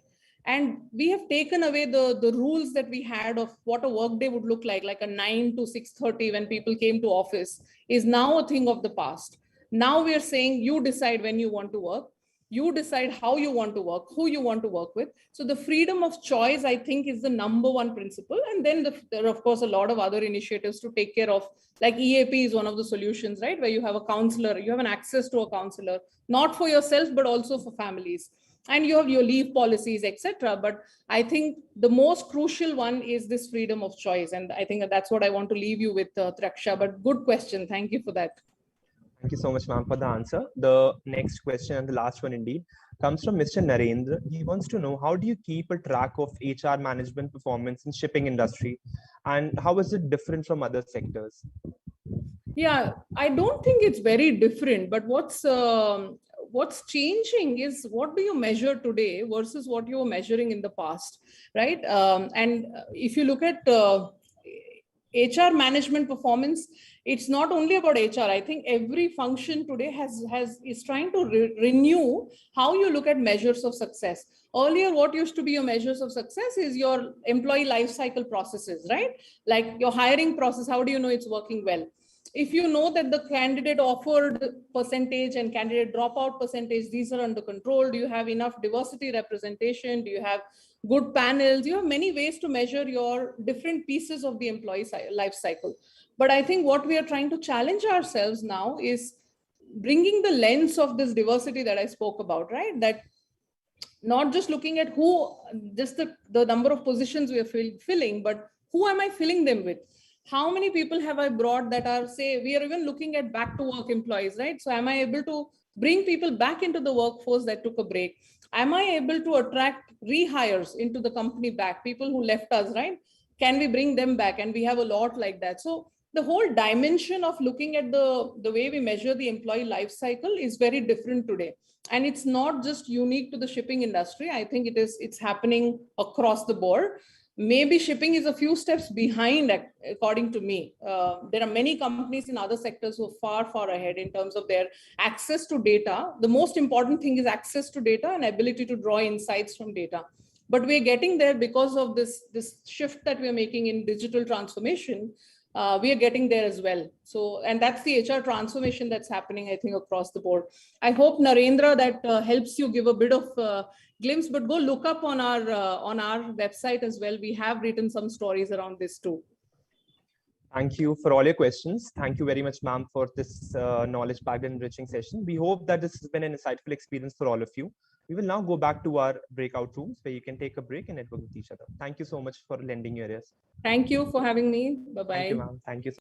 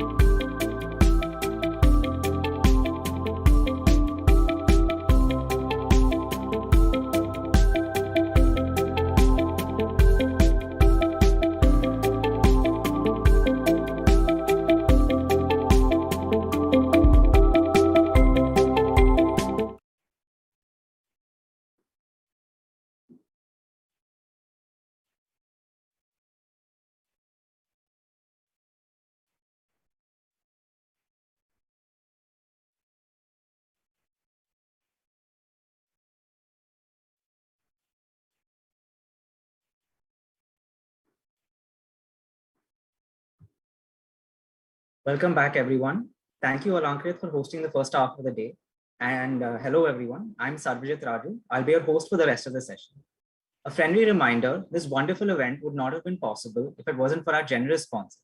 We would like to take this opportunity to thank our sponsors, our gifting partner, Super Smelly, our knowledge partner, NovaRex, our confectionery partner, The Dark Bite, our apparel partner, Ethnician, our global mentoring partner, CXO Mentors, our EdTech partner, Versio, our event listing partner, NovaFest, and our outreach partner, D2C Igniters Club.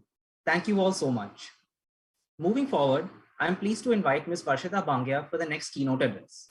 Ms. Bangia is currently an Associate Director at the National Learning Development at KPMG India.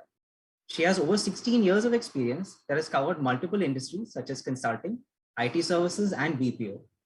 Apart from her stellar corporate profile, Ms. Bangia has also worked as a lecturer with Amity University, as a trainer for emerging trends in education, computers in education, and personality development.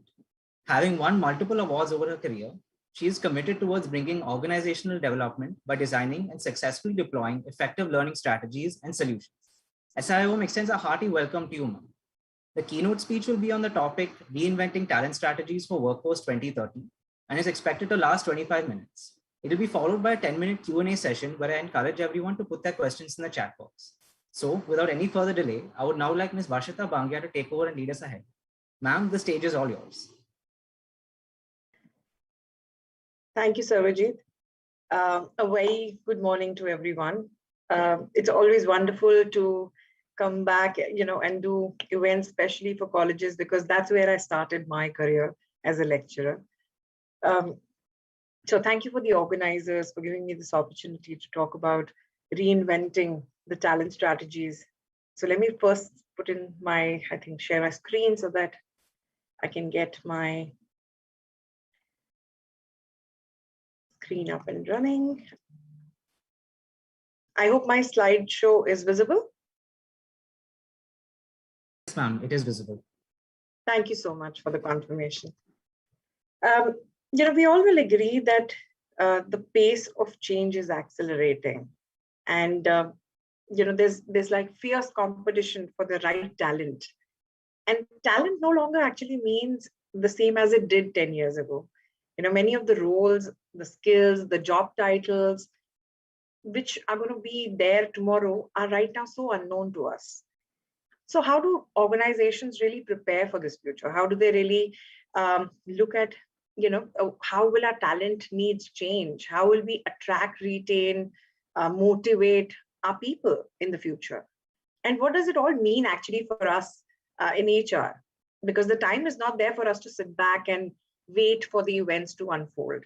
So to be prepared for the future, we really need to spend some time to understand it. So in my short presentation here, I'll try and share with you some of the research that's been going on about it, the work that has been done to figure out how the workplace might be shaped over the coming decade. Now, this is a startling fact. McKinsey actually came out with this interesting report a couple of months back, which was about getting practical about the future of work. And with the help of their predictive modeling, they actually said that by 2030, 30 to 40% of the workforce in the developed countries will actually move into new jobs, or they'll move into new work occupations, and they would require to upgrade their skill sets significantly. I'm sure you would have also heard about or read about the World Economic Forum sounding an alarm last year when they said that the world is going to actually face a reskilling emergency. That we need to reskill more than 1 billion people by 2030. Now, this emergency didn't just come out of nowhere. We've been seeing so much of disruption over the last decade or so in the form of technology innovation, the growing demand for new competencies, new skill sets at work, change in the employee expectations, strategies to be more inclusive, hire more diverse workforce. And more recently, the pandemic, right, which is still not over, which is actually forcing us to rethink on our workforce models. And organizations are confronting this talent problem, this growing problem, that how can we find the right skills to do the right job at just the right time. You know, the shelf life of skills is shrinking fast. Many jobs are just now, you know, they just come and go in a matter of years. There's a major demographic change underway. You know, the boomers are aging out of the workforce, the millennials and Gen Z are pretty much taking over, and they're bringing with them very different set of priorities about who should do what work, when, where, and how should it be done. The role of HR function, and especially the learning and development, is evolving. You know, there's an increasingly an ask for learning to be delivered just in time, you know, on demand, in terms of, it's more immediate terms. You know, there has to be ease of access, to be available on the go, and yet at the same time be hyper personalized, you know, just like Netflix of learning. So the focus of the L&D functions, their teams, is increasingly on skilling, which is upskilling now, reskilling, and also outskilling to cater to the changing demands of this, you know, the future workforce. But that will not be sufficient for a future-proof workforce. And what do we know of the future? I think everybody has heard of the term VUCA world, right? Because that's one thing that remains constant. The future, as we all know, is going to be volatile, is going to be uncertain, will definitely be highly complex and ambiguous for sure. And we are living in a rapidly changing environment, right? The world is changing by the day. And while we can forecast some of these changes, the socioeconomical changes, not all disruptions can be predicted. Things like these pandemic, right? The black swans, they are impossible to predict. And HR leaders across the globe are realizing the importance of having highly adaptable, highly agile, flexible workforce to cope with such surprises that come along the way. So how would the future workforce look like? Because of these changes that are happening, to stay competitive in the labor market, it's therefore essential for us to keep track of what are the latest trends in terms of future skills. What my future workforce would really look like. We need to spend time understanding that. So I'm going to spend the next 3 slides trying to bring in what are the attributes that that we feel, or rather can be seen in the future workforce as we look at it now.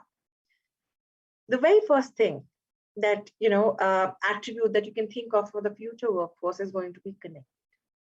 You know, over the last few years, you would have seen an increase in the number of organizations which are offering remote working. Okay, not just tying down the job offers to certain cities, certain locations. And last year actually has only proved it to the non-believers that remote working is possible. Yeah, the work from home trend is going to stay with us for a while. I mean, who would have thought that a person sitting in Gwalior will be able to run a project for a client in Mumbai, and all this while leading people, his virtual team that's spread across the country. Well, it's very much happening. So companies are realizing the need to adapt to the new normal, to introduce flexible hybrid workplaces, you know, the hybrid models that allow employees to stick to what is their preferred working styles. And the times are gone when organizations used to own their workflows, you know. They are now stepping beyond having in-house employees. Thanks to the technology, they are hiring talent which is spread across the country, not just the city where the business is, thanks to the changed business models. Therefore, the skill sets which are required for the role are also changing. Organizations are now moving towards an on-demand workforce model, where you manage a network of employees which are either in-house, then there are certain set which are freelancers who come in for a short gig. And of course, outsource companies, contractors, they're also there. And now, since the future workforce isn't limited to the in-house teams, companies will have to increasingly spend time implementing strategic workforce planning. They'll have to spend, or rather invest in skill management through internal talent marketplaces, and introduce collaboration tools, collaboration softwares, which enables people to work virtually across locations, across teams, share their knowledge, all of that.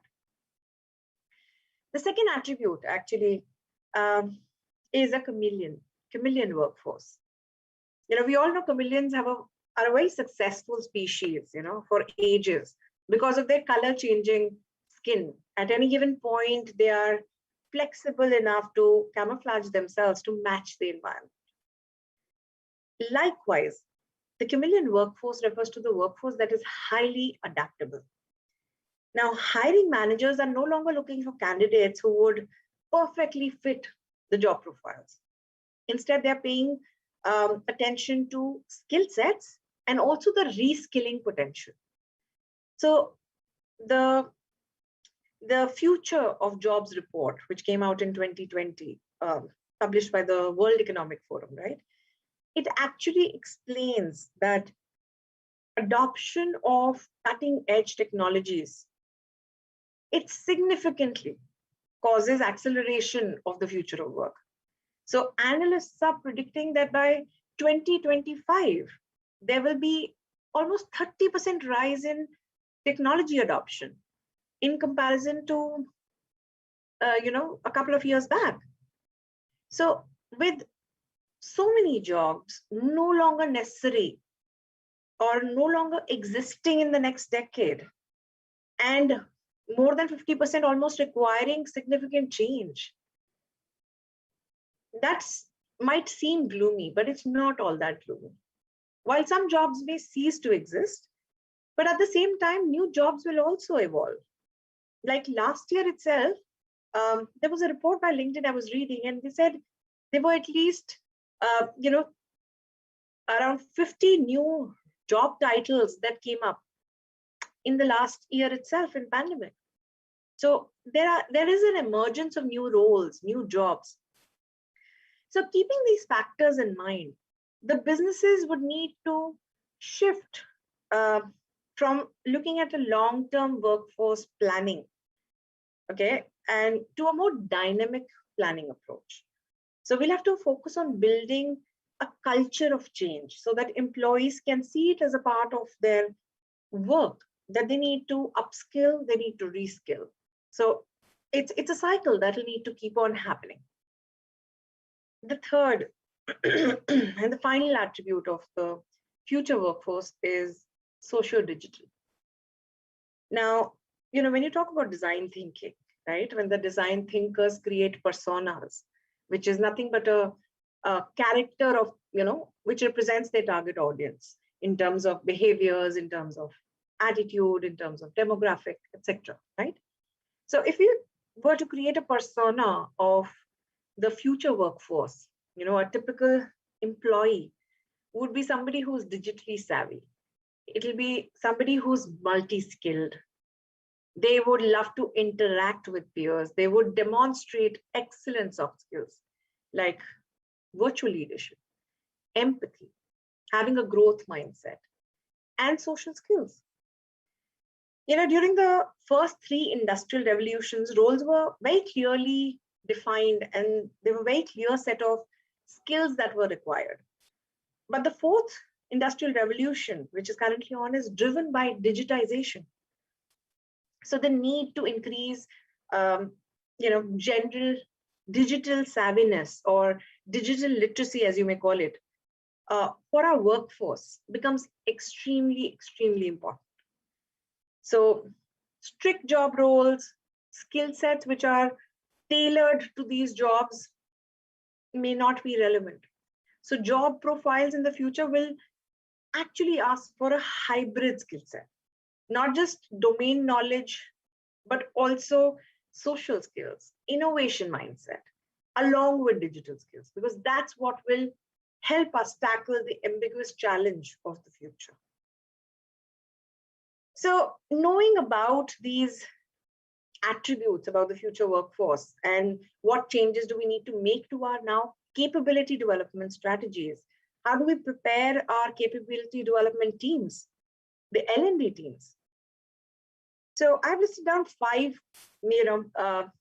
key areas that we think, that I think that our teams will need to really step up. The very first one is actually data. There's a need to refresh our learning analytics approach. We are talking about reskilling, upskilling, outskilling, right? Sustained efforts towards this will not be possible without using data. And since they are, the strategic priorities for many organizations right now, so blending the skills with the data, which are your benchmarking data, looking at it with relevant contextual data, will actually bring in huge benefits.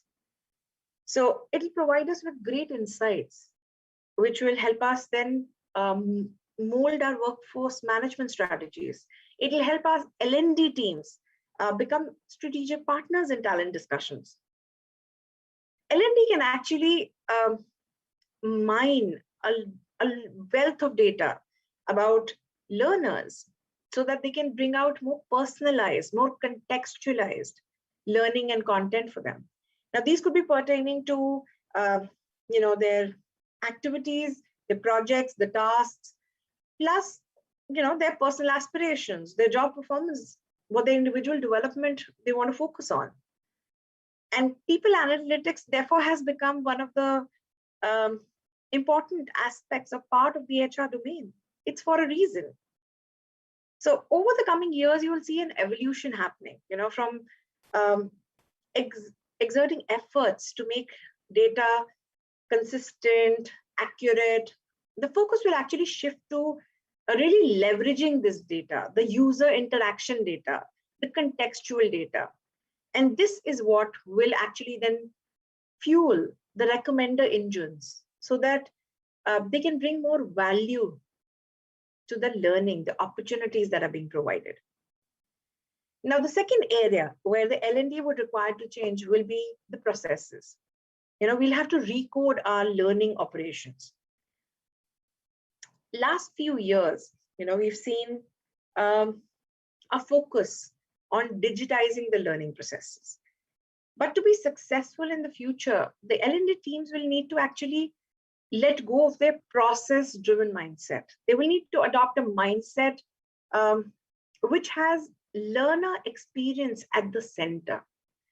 So the L&D teams will have to define, what are my learner personas like? I have a blue-collared employee, I have an office worker, I have a business leader, I have a contractor, I have a gig worker, and then identify the moments that matter to them. So when you're trying to map the desired experiences for these personas, it will actually reveal opportunities where you can actually create more user-centered, more efficient and effective learning.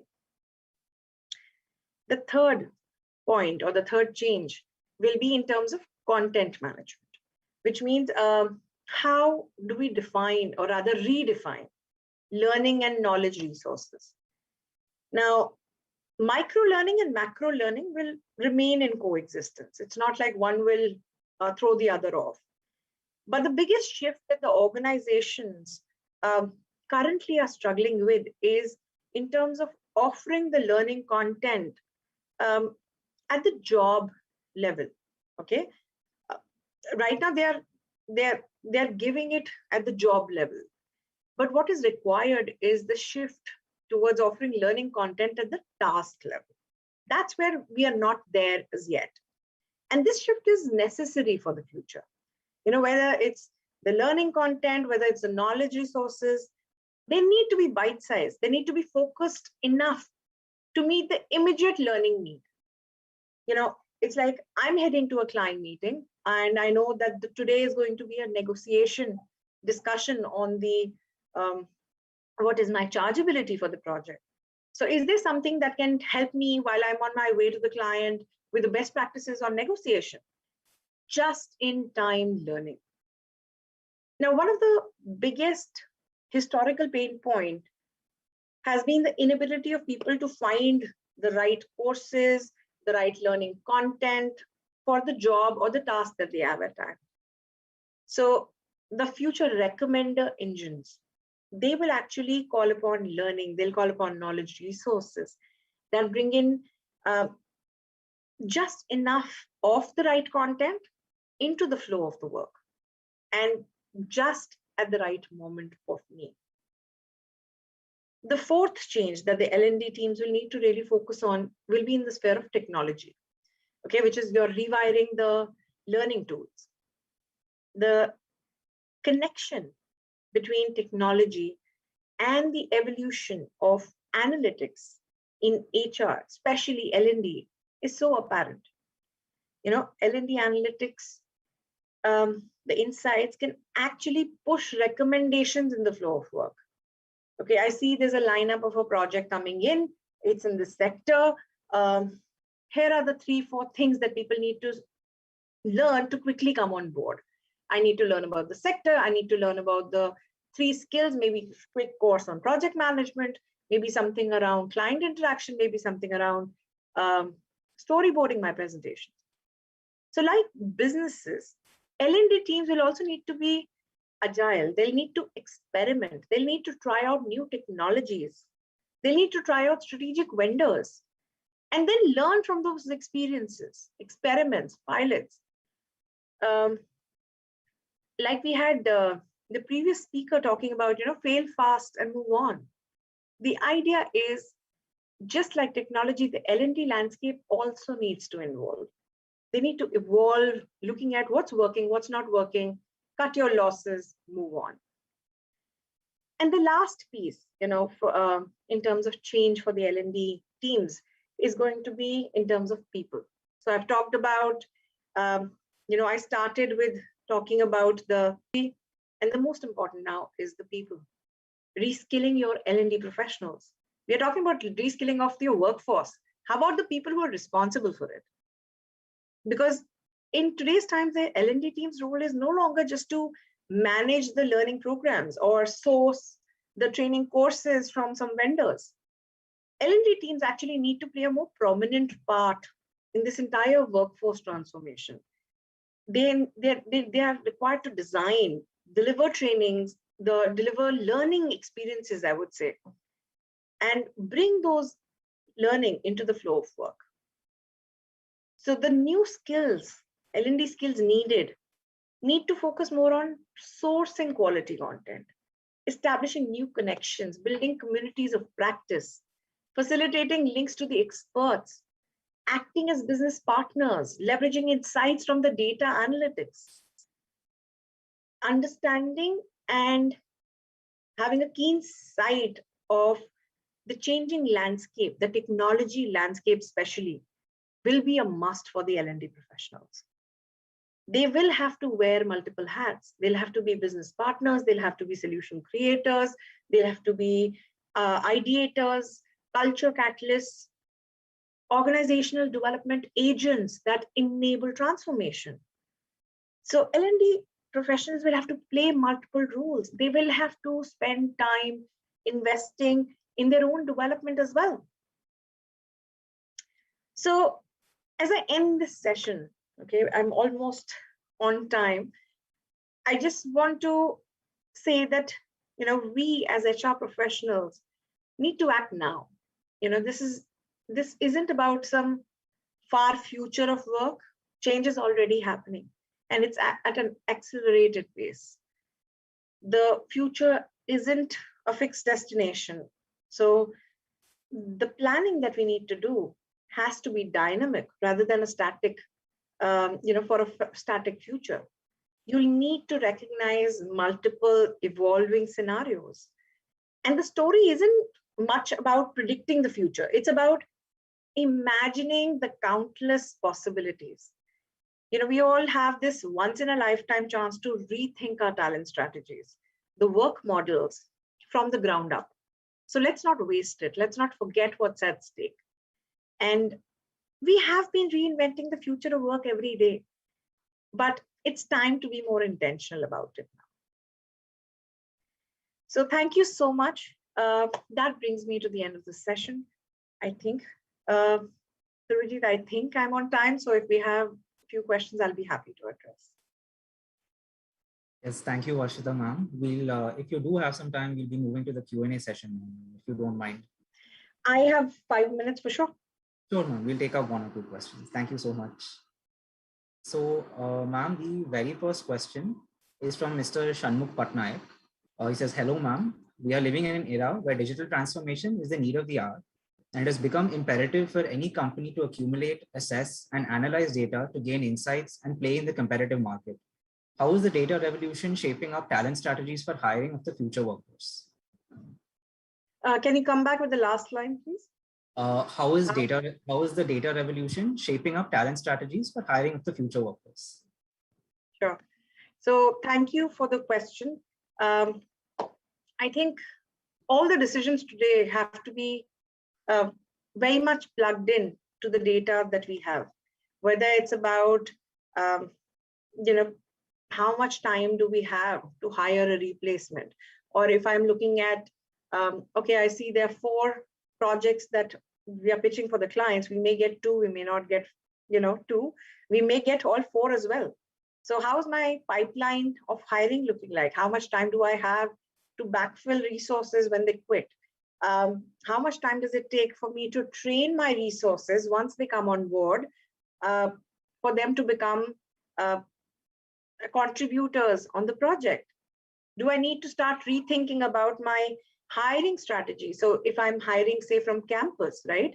Do I need to think back and say that, can I work or create or curate a program so that I can dedicate efforts to upskill my future staff even before they hit, or rather come in my system so that they can hit the ground running? So all of this is being thought about, is being talked about, and in many pockets being implemented as well. Organizations are now actually reaching out to educational institutions, helping them curate content, helping them curate the curriculum for courses so that it actually meets the requirements of the organization. So it actually gives people the information or the learning or the knowledge or the skills that will be required in the work life. So you see that work happening thanks to data. I hope that addresses your question. Yes, thank you. Thank you so much, ma'am. That was insightful. If you have some more time, ma'am, we'll take another question. Yes, one more I can take before I need to get off. Yeah. This is from Mr. Ranjit Walia. He says, consulting services have long been an attractive career path for younger people to learn and gather vast experience. But the big 4 consulting firms are facing problems with employee retention, with the companies experiencing attrition rates as high as 15 to 20%.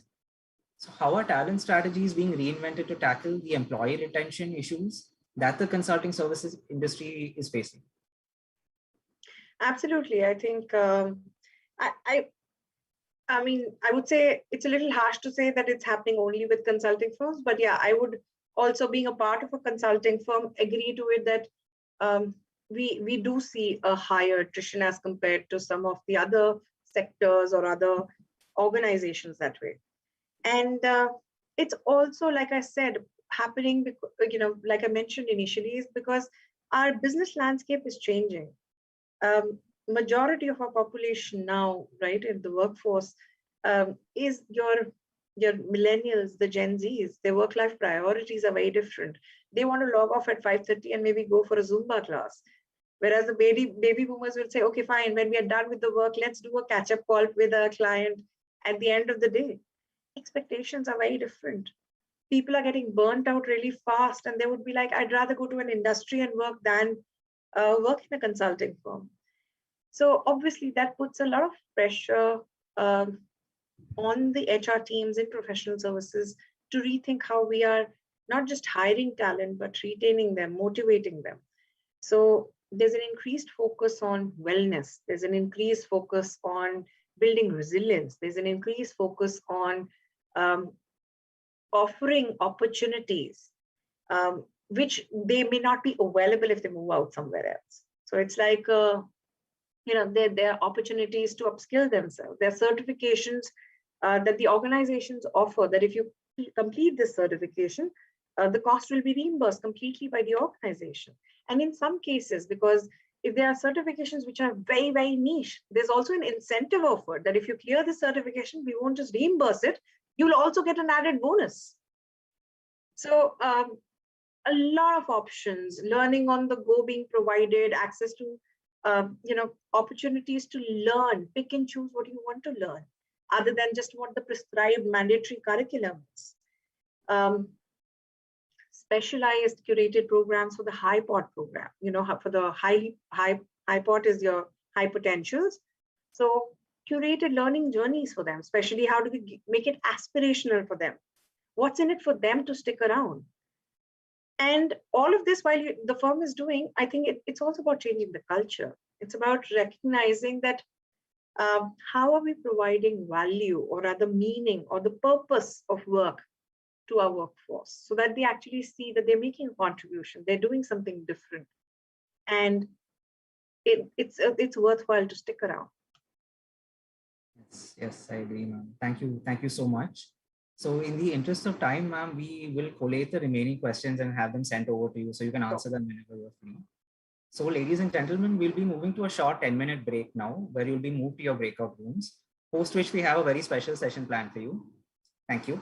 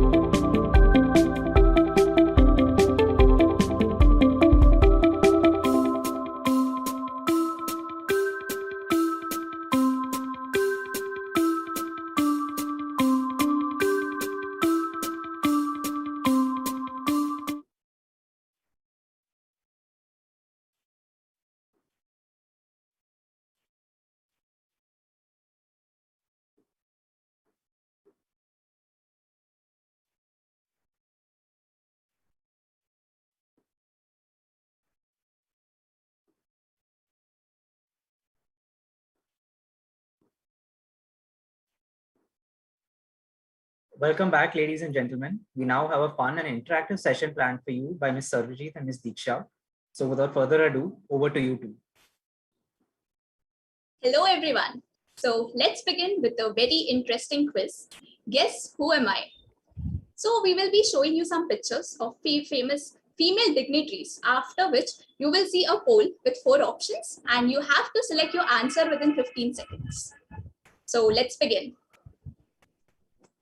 She is an eminent bilingual writer of Kannada and English books, famous for her philanthropic activities. Guess who is she? And your time starts now. So ladies and gentlemen, start voting for her. And we are eager to know the results. So hope we have already submitted the responses. And we'll display the answer in few more seconds. So here it is. She is none other than Mrs. Sudha Murthy. Thank you, Diksha.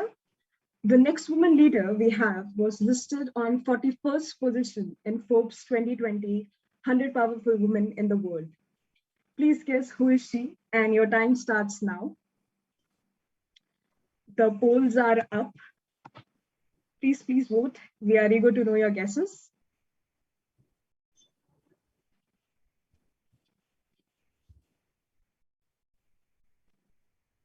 We have your answers. I guess it's time to disclose the leader. She is none other than Mrs. Nirmala Sitharaman, Finance Minister of India. So next we have one of the most powerful women in the world. So ladies and gentlemen, start voting for her. And do we even need a poll for her, Sarvajit? I don't think so. With her dazzling smile, she has already won our hearts. And I'm sure all of you have already submitted your responses. So without any further delay, we'll display the results. And here it is. She is Mrs. Kamala Harris. And now, just changing the game a bit and keeping the rules same, let's try to guess who has said these words shown to you. The quote goes like, every move you then make is a risk to someone. That is how we must all collectively think. That's why the joy of physically visiting other family, children, grandchildren, friends, neighbors is on hold. Because we are now putting each other first. And that is what we as a nation do so well. The polls are up. Please select your answers. Who has said these inspiring words? Please make a guess. We see some right and wrong answers. Okay, I guess it's time to reveal the person. She is Mrs. Jacinda Ardern, Prime Minister, New Zealand, the first country to come out of COVID under her leadership. So, Sarvajit, how amazing was that quote? But don't you think pandemic and work from home has also helped switching roles? Switching roles, as it? So in a survey, I read that Indian men spend an extra hour in housework in April 2020 as compared to December 2029. So this survey shows that the lockdowns of both men and women spend hours on chores. I agree. The presence of men sharing more fully in domestic duties for an extended period of time has the potential to create a sea change in the gendered norms at home and at work. Now I get your point of switching roles. Yeah, and also, men teleworking during the pandemic are more likely to appreciate women's work-family experiences, understand the value of flexible work arrangements, and appreciate the benefits of relationships. Exactly. The silver lining for men's experience may be the ability to engage in gender equality and partnership in a way that we have not seen before. The benefits of equal partnership at home may be the catalyst to finally create a workplace that is equal for women. With this conversation, I feel the quote, gender parity is not just good for women, it is good for societies, is coming true in real life. With this positive note, Diksha and I would like to hand it over to Sarvajit Raju. Hope this small session was enlightening to you. Thank you so much. Please take Thank over. you. Thank you, Sarvajit and Diksha, for that fun and invigorating session. Moving forward, we will now have the panel discussion on the topic Women and Pandemic, the Ignored Story. For a topic of such magnitude, we have an all-star lineup of industry speakers ready to share their wealth of insights. I take great pleasure in introducing our esteemed speakers. First, we have Ms. Pooja Kapoor, currently Global HR Director at OLX Autos for Asia, Latin America, and USA under the OLX Group. Ms. Kapoor has over 20 years of experience that covers IT, hospitality, and retail from the Oberoi Group, Google, Tesco, and more. She is also a winner of the Women Super Achiever of the Year Award 2016, awarded by the World HRD Congress, and the 50 Most Influential HR Tech Leaders 2015, which was awarded by the Asia Pacific HRM Congress. Next, we have Ms. Pratyusha Sharma, currently AVP, Human Resources and Global Head for Talent Development for Digital Business and Operations at Cognizant. Ms. Sharma has over 25 years of experience that covers industries such as IT services, financial services, and talent management. Over her years of experience, she has covered learning and development, human capital strategy, organizational and leadership development, and performance management. Ms. Sharma has also led the diversity and inclusion cells to increase women leadership roles and has also enhanced impact hiring and hiring of people with disabilities. Lastly, we have Ms. Divya Philip, currently Chief HR Consultant at Danske IT Support Services India. Ms. Philip has over 14 years of experience and is a diversity and inclusion specialist. She is the Regional Resourcing Lead for the Technology and Service Division at Danske, and she's responsible for defining the strategy and supporting the hiring needs for the Technology and Services Department. Ms. Philip works with leadership teams, senior stakeholders, hiring managers, and external partners to make sure the business has the most effective policies, processes, practices to hire, and develops and mobilizes talent in a consistent and cost-effective manner. A warm welcome to each and every one of you. We can't wait to hear what you have to share with us. This session will be moderated by Dr. Asha Sharma, Associate Professor for SIOM Nashik. Dr. Asha Sharma is an ardent academician with teaching and academic administration experience in various business schools in India for the last 20 years. She also heads the communication and branding vertical at SIOM. Though trained in the marketing domain, she believes in holistic learning and is popular for her approach to sensitize students and connect them to a larger context. Her interest in sustainability studies explicitly strengthened with her contribution in not only teaching, but curating subjects like business and social impact, circular economy, and conducting research and publication in the areas of sustainability. She strives to intersect marketing and sustainability through her research and is currently working in the area of deconsumption and responsible consumption. Happy to have you on board, ma'am. This panel discussion will be of 30 minutes, post which we shall have a 10-minute Q&A session. Meanwhile, I request all the delegates to put forth their questions in the chat box. Over to you. Thank you.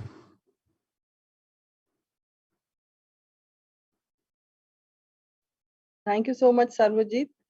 And good morning, ladies and gentlemen, and welcome to the panel discussion on the topic Women and Pandemic, the Ignored Story.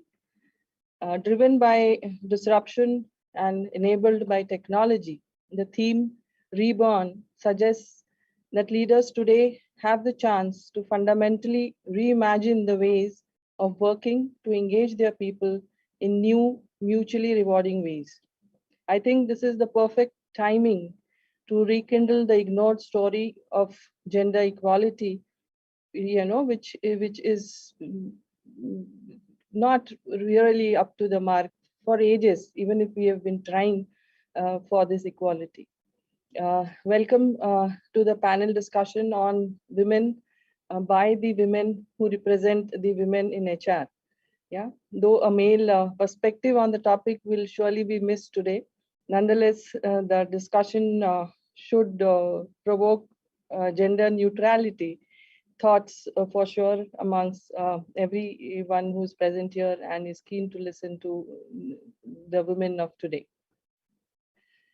So the earliest records of women's right movement bringing attention to issues such as gender equality, reproductive rights, violence and abuse against women are that of 1909 in New York City. And ironically, even after more than a century, some issues still persist, though the intensities may be different for different issues. So we have made substantial progress in terms of issues that women are fighting for now. If I give you the example of the International Women's Day themes, which are generally given by UN to depict the progress that we have made, the themes earlier would be from human rights or violence against women. We have moved to themes like women in decision making, women managing conflicts. 2019, the theme was think equal, build smart, innovate to change. Yeah, and 2020, it was I am generation equality, realizing human rights.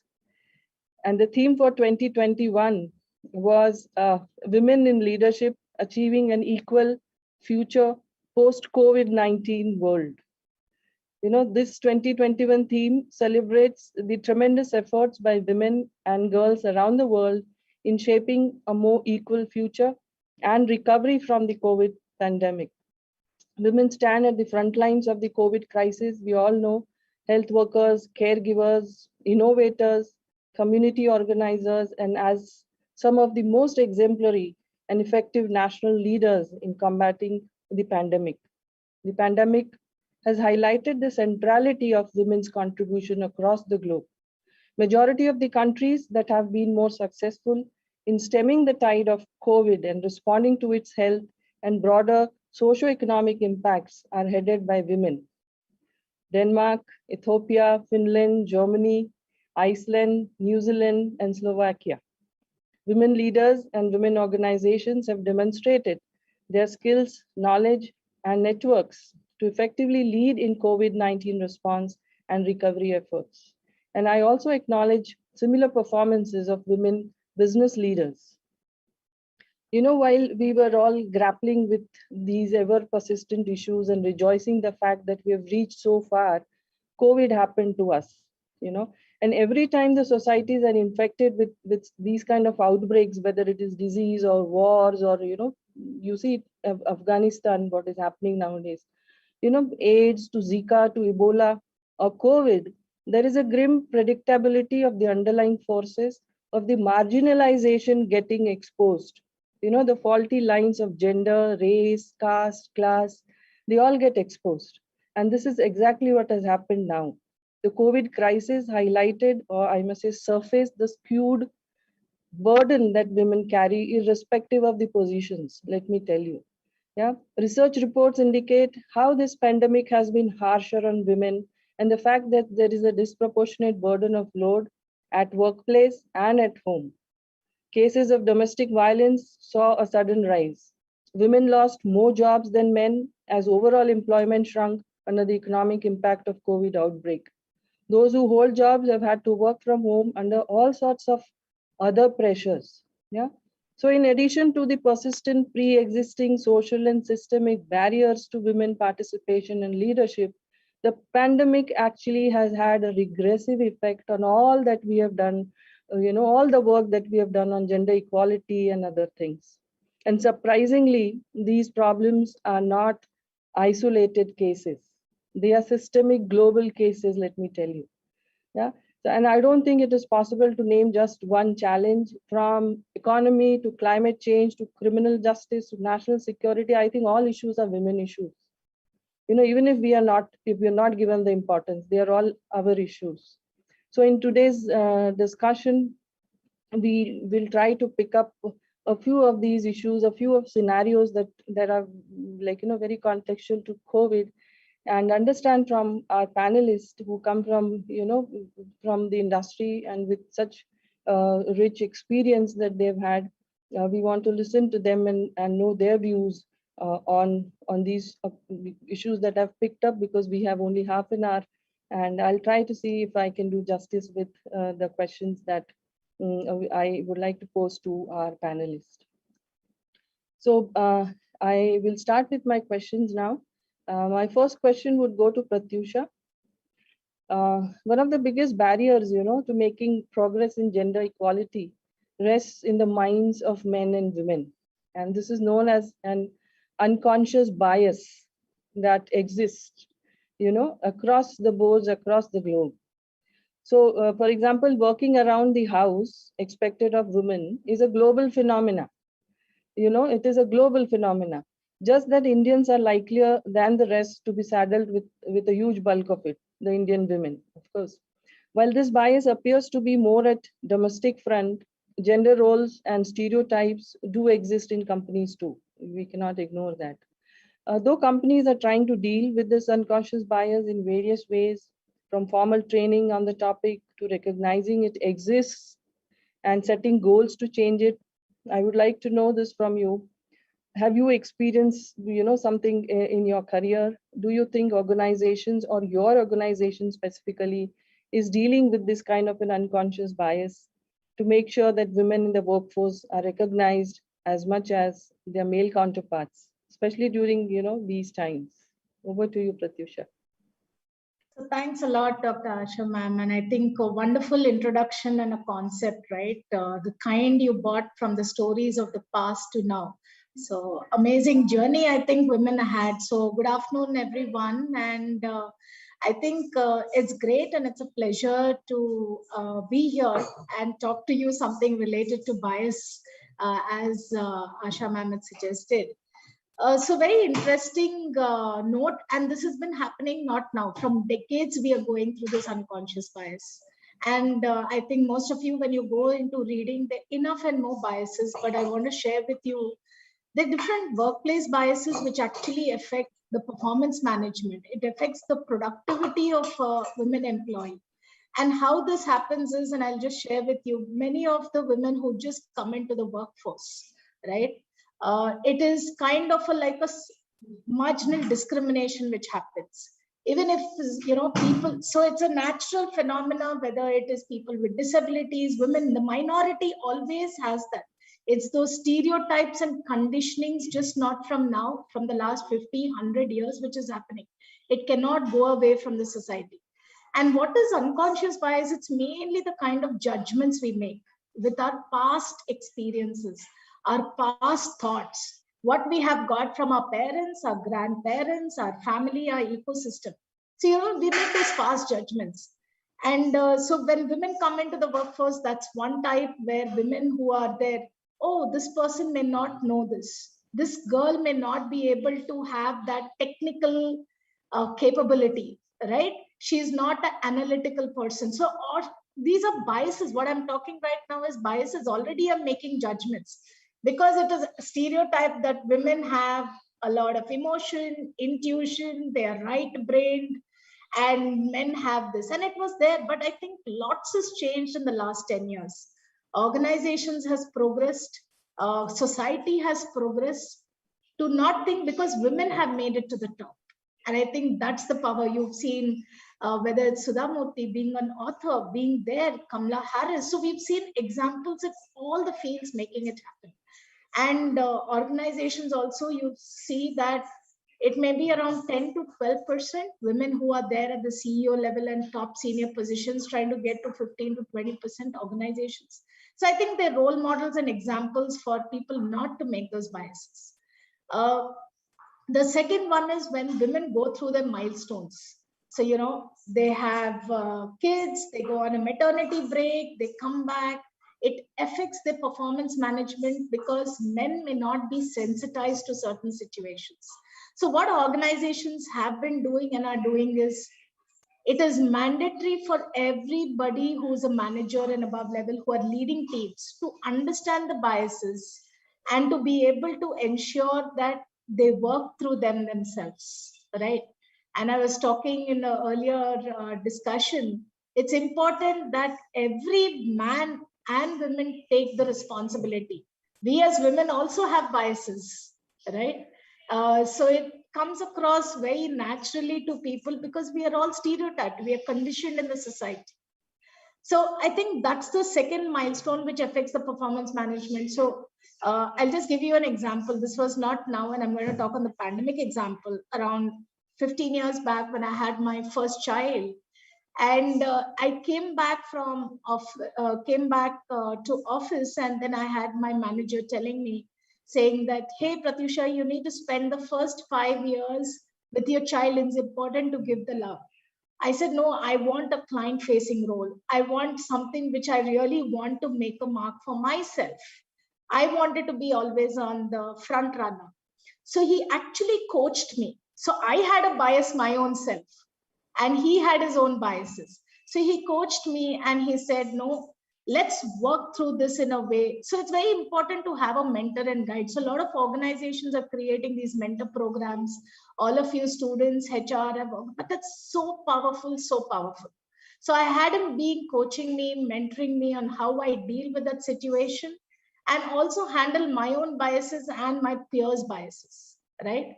I think you'll come across such kind of situations in the workplace and as soon as you get into work, and of course, even in colleges and students. The thing in the pandemic times, I think all of us have been juggling many, many hats, women and men. So again, there are biases that women have to cook, women have to manage kids, women have to be there to do all the kind of errands, and then you have to work because you're responsible and you have to give your performance targets. So it had become very stressful, and there are different ways. We'll talk through the next 30 minutes on how we will able to come over these things and make a difference. So I think first thing is become very, very conscious of the biases, what you perceive as well as your fellow peers. It's not just any one of us. So ma'am, over to you, and I think we'll talk through the journey. Very truly, you pointed out that the biases exist in us first, you know. It is like embedded, like since we are born, there are things which are supposed to be done by men, supposed to be done by women, even in progressive families. And, you know, and you'll find that some things are just deep-rooted biases in your mind. And I think the first step to really do something about it is that you yourself work on those biases. And then probably the people around you and the, you know, everything else will fall in place. Very well said. I would like to go to Divya next, and talking about the burden that we share. You know, by convention, women have always borne this disproportionate share of household chores, and home lock-in conditions imposed even heavier burdens. You know, women experiences at home, their health, their work, and economic well-being have all been negatively affected. And the pandemic has impaired women in the present and has also negatively affected their futures to quite an extent. One of the reports by Deloitte reveals that heavy workloads at home and assignments by office have already disturbed the already imbalanced work-life status of women. As stress levels are going up, many are less optimistic about their careers. They're less satisfied with their careers, and they have little confidence in the employer support. You know, according to the US Bureau of Labor Statistics, women are 3 times more likely than men to not work in order to take care of children. And this was fueled at the time of pandemic. So what strategies do you think can be taken to help women solve this case? You know, what successes have you and your organizations had so far? And how can we actually debunk this gender norm completely? Over to you, Divya. Good afternoon, everyone. It's a pleasure to be here today. Asha ma'am and Pratisha have set the context very right, you know, highlighting facts coming from across the world. And also we had a good quiz about women leaders that we all can role model to, right? And it's fantastic to know about or be, you know, getting pride from our fellow leaders across the globe, right? So, Asha ma'am, as you have rightly pointed out, there are a lot of recent studies which clearly showcase decades of efforts of women and men around in making our societies progress have come to a kind of a halt due to the pandemic, right? Recent reports have shown that, you know, earlier, as per 2020 report of Economic Forum, you know, it was supposed to be taking 99 years for getting a gender representation equal, right? But post-pandemic, what has happened is, as per the latest report, it is now showing it will take another 135 years to get the gender representation, right? So it's a huge gap. So that itself shows what has pandemic done to the societies around, and it's our responsibility to get it correct, right? So of course, a lot of organizations are focusing on gender representation, equality, all of it in the recent times, which is definitely progressive and can make a lot of difference to the societies around. Having said that, Pratisha rightly pointed out about our own biases in achieving this, right? Because I kindly kind of manage a lot of initiatives in the talent acquisition space. So when we deal with, or when we talk about positions to women's around, right? So they have this unconscious, probably biasness or mindset saying, am I really ready for the role, right? So usually men around will apply for positions even if there is a 40%, 50% fit to the role. However, instead, women usually apply for a position only if they feel that they are kind of 80%, 90% fit to the role. And it's a sad reality, isn't it? Because women are not confident enough to take up those positions, explore opportunities outside. So it's how do we bridge this gap? We can only bridge this through collective effort, not just from women but also from men, so that we will have a progressive society.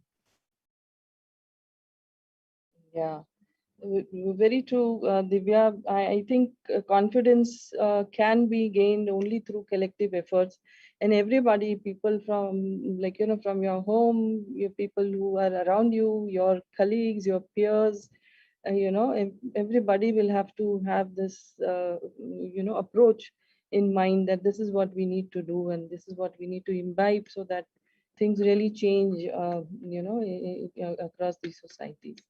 Like as you pointed out, that there's so much of low confidence. I would again go back to Pratyusha. In fact, I'm reminded of our discussion when we were saying that there are a lot of activities that you're doing, and how do you link this to emotional security? How do we deal with this low confidence and that courage that we need to actually go and fight and stand at par, with our male counterparts, and maybe deal with the problems at home. There's so much of emotional insecurities that we see have cropped up now. So how do you help us, deal with this? So I think to that point, Dr. Asha ma'am, very relevant, and it is, women have got into, when they get into a certain problem, and I deal with this where I work with the Cyberabad Commissionerate, and we have a council called Society for Cyberabad Security Council. So I represent the industry of 10 lakh employees in Hyderabad. And so we work together along with the law, order, police, to help women to come out of their emotional securities. We do a lot of programs, and I'll just share with you. The first 5 years, again, I would say women are very vulnerable to many things, right? And after they hit certain milestones of mid-managers and above, it's again a different situation. So emotional security, as well as lots of domestic issues, either from other peers or different societal members. There has been a lot of spurt in cyber crimes. So when even one small situation happens, women actually, you can make out in their body languages and their faces that they go through emotional trauma. And they're scared to voice out. I think the biggest thing is how they can speak up. They can voice out. And that's where we created an ecosystem. And I would expect all the youth and HR here who are there on this in this audience. I think it's important to observe your peer. It's important to observe your neighbors, have conversations. And that's when, the trust relationship will grow, and each one of us can make a difference. And, we've seen that even in the workplace, there are a lot of people who just go through a different pattern on productivity, on performance, and managers should have constant discussions. And sometimes peers start observing, and that's when they reach out to an ecosystem where we have created in building people. So we call these margadarshaks, who are actually trained to be able to understand the emotional sense of the employee or the women, which will help them. So we've seen a lot of people, and I think again decades back, but now people are voicing out. They're trying to come and speak up, and it's only almost 35% of the women actually speak about sexual harassment happening in the workplace, and they report. So the remaining 65%, though it happens, they don't report, they don't talk. So we encourage that confidence and to help them to speak up first. There's nothing wrong in speaking up, and I think that is what is critical. And so we've seen, as I was telling, and it is important for all of you all to know, when students have or women have financial independence, and they have all that what they can do in the first 5 years of their life, the freedom, their career and purpose and goal is amazing, but somewhere the emotion takes over than the career and purpose and lead into many, many different situations. So we actually help women to have those mentors, guides, build their confidence and continue clarity and purpose in their goal. So I think there are many such institutions, organizations, but there's still more an opportunity because we want to see women in the mid-manager and above growing.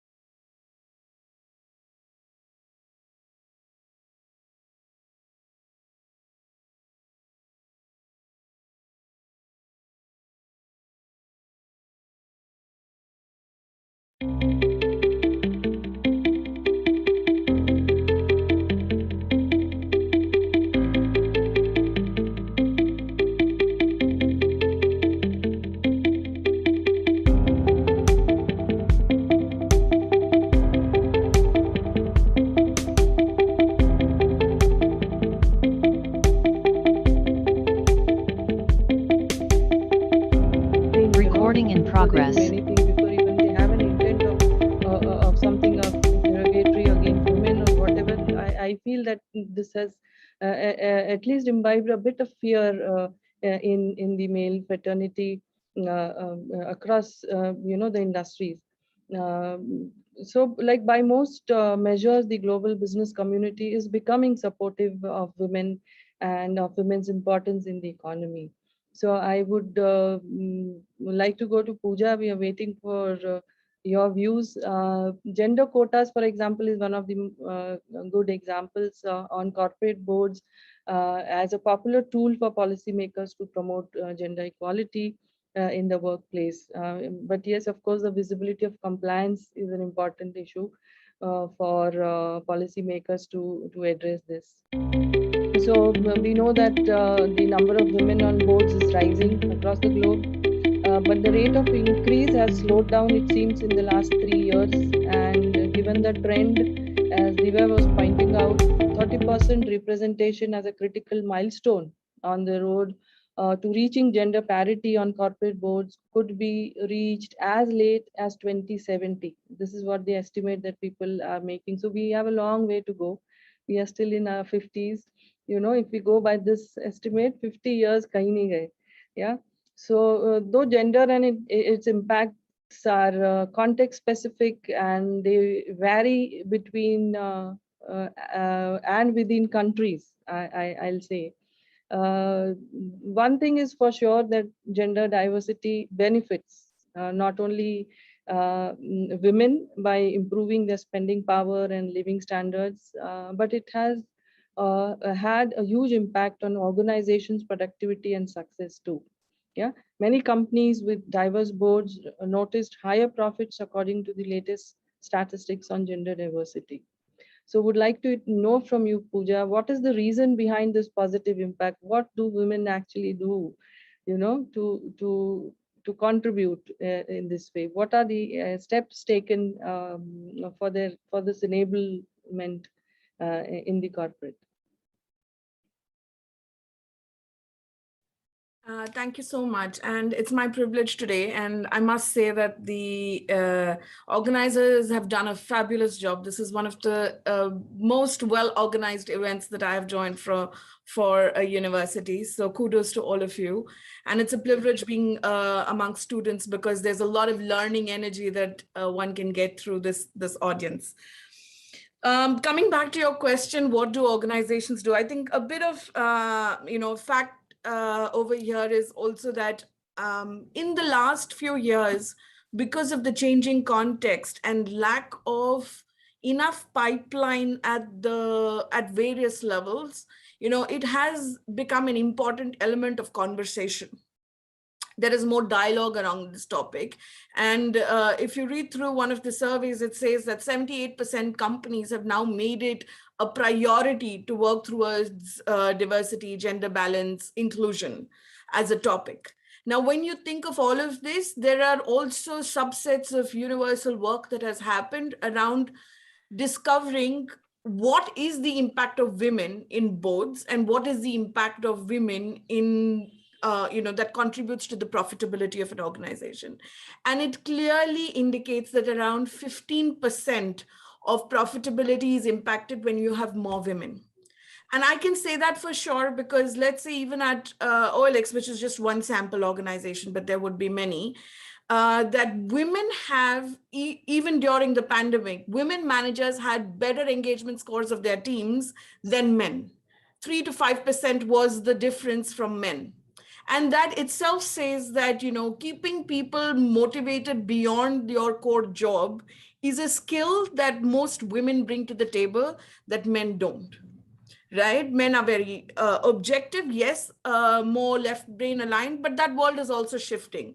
That world is also changing. When we tried to do a survey and said, what was the impact on men and women during the pandemic, both felt that the well-being or the mental health challenges were almost equal in terms of percentage. But when you talk about women spending more jobs on chores, more time on chores than men, 352 minutes is spent by women, whereas men spend around 59 minutes or around that time. So when you look at the context, even that 1 hour can change the well-being context versus 352 minutes of spending that time only on daily chores, and then maybe if children and so on and so forth. So there is a shift in the way you start thinking. However, what organizations now really encourage is not to think about that I need to be independent only, but to think about what's my purpose of doing what I'm doing today. So finding the core purpose of who you are, where you belong, what is your contribution. And the contribution has 3 different elements. One is an organizational contribution. Everyone knows that in an organization, we will be working towards that. Second is your independent standing as an individual. And third is your social context, right? And these are 3 things that organizations help women understand, that you're operating in an ecosystem which has 3 different pillars, and your existence is sort of split within this pie, and you're supposed to sort of maneuver this really well, which men have managed to do really well, but women, like we've heard already from our esteemed panelists, that we get bogged down really fast, right? And there's an emotional takeover. So that is sort of the learning. When you go down to the real grassroots level of what organizations are really doing, very simple. If you really want to make an impact on gender balance, start from the point of your pipeline creation on hiring, right? And the better the pipeline, the better conversion rate of women in the selection criteria. We miss out on the pipeline because applications are lesser, because women only apply if they feel they're 90% there. So we've actually had a dropout at the pipeline stage, right? Which is your entire hiring process funnel conversion. So start investing more time at the pipeline stage, your conversion rates will be better because there is no difference between the talent base. It's the conversion rate that really makes a difference. And so you go bring in a little bit more quantifiable elements to how you'll convert that number. Second, as you're going along the journey, and within the organization, you want to kill unconscious bias, you can do a lot of trainings. But at the end of the day, it's only hard facts that are visible and perceptions that can change. So when you're doing a promotion calibration, bring in the lens of clearing the biases at promotion stage. So clear the biases of promotion, try to stress test why so many men versus women and why not these women. Question the why at every stage of calibration. You will be able to promote more sense of women into the funnel of your growth. Third, and the last one is, depending on which industry you belong to, it could be a product-led industry, it could be a service-led industry. We have seen worldwide that researchers say most of the decisions, buying decisions in the B2C space, or the C2C space, which is consumer to consumer or business to consumer space, is taken by women. So have more women who actually are designing your products, have more women who are actually creating the service because you think from the lens of a woman, and that itself enhances the product scalability. It improves the product sellability and also then impacts the bottom line. So try to funnel more in where the product is really a starting point and create more women jobs in those spaces so that you can sort of design products to suit your end customer. Think about the customer at the end, but also think about who's the decision maker in your customer journey. All right. So a lot of these things do happen at an organizational level to be able to bring about a change in the ecosystem within the organization. But having said that, I think we still operate wherein we're going to take over 100 years, right? To be able to bring about that change. My only advice to students who are upcoming students, women and men, right? If you feel you want to make an impact, right? Don't wait for anyone to give you a seat. If they don't give you a seat, just bring a folding chair and plonk yourself there and claim your space. You know, because choosing to challenge is your right. It's nobody else's right. At the end of the day, you are living in that ecosystem of those three pillars, as I mentioned. And if anybody gets a hand on Indra Nui's statement, it says, even your family is like your stakeholders. You know, women in the journey of trying to be independent have a tendency of cutting ties very fast because, yeah, I want to be independent and I cut the tie and I move on. But there was one mentor who told me that men fight in a room, but then they walk out as big friends. And when women fight in the room, we don't walk out as friends. We need to learn that journey really fast and quick so that we can foster more networking connects. We can build that ecosystem that we really want us to fly and thrive in, which includes our family members, right? Consider everyone to be a stakeholder in your journey of growth. And if you try and keep them at least 60 to 70% happy, they will try and keep you 80% or 100% happy. And that's the journey you need to create. It's a hard one. It's also life experience. But you know, it's in your hands and you need to have the courage to be able to think through these lines of improvement. So as an individual, as an organization, there are multiple shifts that are happening that help women make their positions felt. It's important that we start to funnel better. Once we funnel better, we end up in better conversions. So just choose to challenge at every stage. That is what I would say. Yeah. Great inputs, Pooja. And in fact, one thing that is going to stay with me is to claim your place. You need to find your purpose, you know, and purpose at three levels: your organizational purpose, individual, you know, purpose, and of course your role in the society. I think that was the punch of your, insights that you gave. Excellent, like such a good. The discussion flow that we are having from the unconscious bias to, how we can deal with the problems at home and workplace, and then about creating our space in the in the corporate and otherwise looking towards encouraging courage and confidence to actually claim your space there. Can I take one more question, Sarvajit?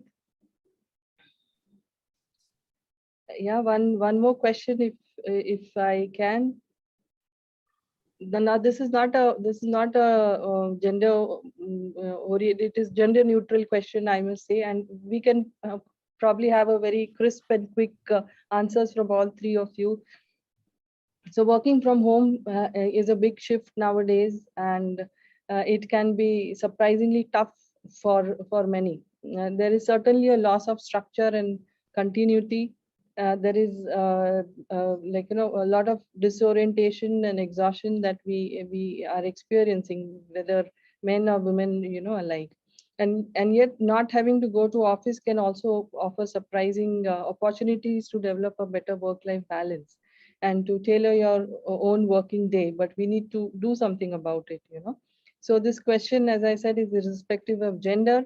The power of no, setting boundaries in a work from home world. What are the best practices in asserting yourself to say no when necessary and allowing yourself the grace to prioritize your needs? How do you deal with your employers and their expectations and the homely expectations, your individual me time? How do you deal with it? Quick answers from all of you. I think Divya, I want you to start first if you can. Sure. So Asha ma'am, I think you pointed out right. We have this mindset of, okay, take all, right? We kind of somehow assume that it is our responsibility to take care of the household activities more, and what will happen if I don't take care, right? The family might suffer, and I don't want my family to suffer, right? But I would say it's a mindset shift that we ourselves, the women ourselves, have to kind of get into to ensure the progress for ourselves, right? So if we do not help ourselves, societies around or people around are not going to help. The initiative has to come from our end to ensure that I want the progress for myself, right? And I should have that me time. I should have the privilege. I mean, you were born with the equal privilege the other gender also has, right? So it's not like somebody can take away those privileges, and you need not assume those additional responsibility of caregiving, responsibility of children's education alone, all of it. I mean, it's a shared responsibility end of the day, right? And nothing is, and we should encourage that mindset even in the younger generation, right? So I think it's equally important that, because it's all because of the kind of environment that we have been brought up, right? So that it's high time that we change those mind shifted, and it starts from families, right? It starts right from home. So it's important that we give the message to the colleagues, to societies around, to the communities that we are working on, and let it start from home. True, very true. Like, charity has to begin from home. That's how the saying goes. Absolutely. And we have so many examples, right, where it had actually happened, societies had progress. Top 2 happiest nations around the world, in the world, are led by women, right? So you have so many examples to quote. So when women are in power, wonders can certainly happen. Of course, no doubt about it. Over to you, Pratyusha. The power to say no is tough, whether it is work from home or at workplace. And I think glad you brought a gender agnostic angle to it. It's tough. It is not easy. I think all of us took the first 6 months to settle down, right? Whether it's men or women. It's only after 6 months we realize that mental well-being, health, all that becomes very important in the pandemic stage. And what I've seen, organizations were there a lot to support. And I think I'd really give credit to all organizations, the top leaders, women in the top, as well as men who are mid managers. There have been a lot of programs, lots of conversations, lots of space given to employees to work from the towns, to work from the villages. So there's been a lot which has been done from organizations. And now how much is it that you as an individual have taken the opportunity is one thing.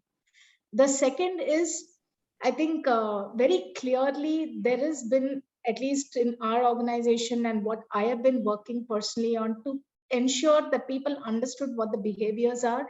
Your priority is a behavior, how to prioritize, right? We have been having a lot of sessions, that's a behavior. How to delegate, how to handle conversations with employees. I think these behaviors constantly have been there for decades, right? We train, we teach, we tell. But the whole thing in this pandemic, what has happened is the behaviors have changed to mindsets. How do you create a mindset? How do you create them to think? How do you help them to ideate? How do you help them to create tiny habits? So it's a whole behavior to a mindset shift which has happened during this pandemic, I would say. And creating that growth mindset, thinking mindset. So all of this has become very, very critical, and organizations have been doing that to help employees to grow, to help employees to work and do what they can. And just coming on to the personal side, yes, it is tiny habits to be created.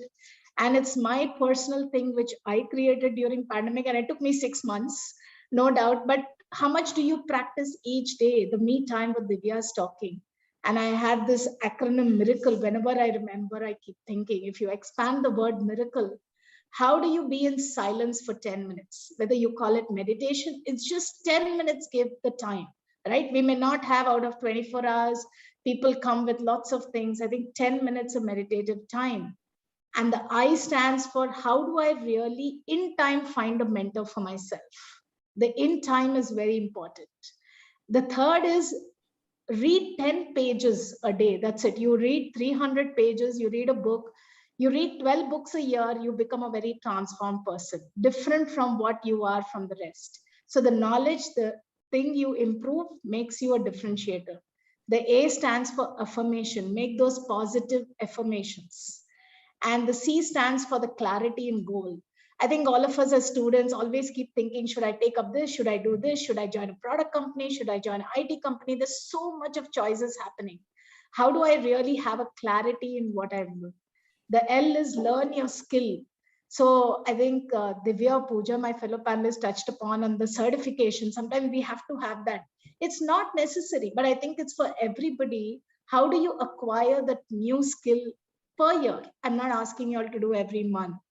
And E, absolutely, all of you all know energy and exercise for at least 30 minutes a day. If you can take out time, physical, mental well-being, both are connected. So I created this for myself. I may do maybe few things a day, but I try to consciously habituate to build my miracle for myself. So I think organizations are doing, individuals should take responsibility and build that whole, I don't know, it's not post-pandemic, pre-pandemic, I think work from home. It is tough, no doubt. All of us have gone through tough times. Not easy to juggle, wear the multitasking hats, and Pooja touched upon, women did 5 times better than men. And my team members, I always tell, I see the scores much more of women than men. So great potential. Women have more potential, men have more too. I think the competition is just growing. So I think we are in the best place to be, keeping the competitive advantage and edge for us to grow. Great, great. Pooja, can we have a quick, answer to this, please? Well, sorry, that was not quick, but thank you, Pooja. I've taken your time. Well, Divya and Pratyusha, both of you have already shared things that I would have said anyway. But let me say that, yes, saying a no in your corporate life is a tough one, because you really have to take a lot of trade-offs if you really have to say no. And trade-off is a mindset, and it's a smart choice. So my one is that make a smart choice of which trade-off you want to take and where do you want to balance it. If you think that trade-off is more in the interest of your child or more in the interest of family, then take the trade-off, but don't take the guilt for that trade-off. And if you think that taking the trade-off is more in the interest of your career or a job well done, what drives you, then take that trade-off and don't feel the guilt. So I think the proof of the pudding is you need to get rid of the guilt, which has been an age-long story of women. I suspect it is definitely reducing with time and education and energy. But I would say the lesser the guilt, the better smart choices you take. And then you don't have to run between the org or the company or org or the family or choices you make. You're just making smart choices for yourself, right? The one way that I sort of resolve it, and probably I'll just share mine for like quick 30 seconds, is I don't have these fancy reading habits. I'm a very sort of, nimble person on my feet. So I do a lot of, binge watching, and which is the new age trend of, sort of detoxing yourself. I do that a lot, but I also do a bit of conversation for declutter. Find an ally in your life, one ally in your life that you can declutter your mind with, right? And that ally, if can be a consistent person you talk to, that person can probably help you from time to time to declutter and come back to normalcy. Because usually as human beings, we get cluttered and fogged with a lot of thinking, which actually dissolves or dilutes our ability to take smart choices. And, decluttering is the word that I prefer for myself, that whenever I start getting bogged down, I take a pause, I declutter in a week, talk to some folks that I have a lot of trust in, and then I come back. And that's the best way for me to bounce back and take trade-offs. Yeah, great. I think each one of us knows ourselves better and best on how to deal with these stresses, and we may have our own avenues, to deal with this. But of course, we do expect that the organizations also have a constructive plan, to deal with these kind of situations. This is something that everybody across the globe is expecting, that they understand that the impact of COVID is not the same. It is very, very different with different people, and organizations will have to really work on coming up with something, and that is context specific. I think we have exceeded the time, but I would like to take at least one question from the audience. I was just going through the questions, and a lot of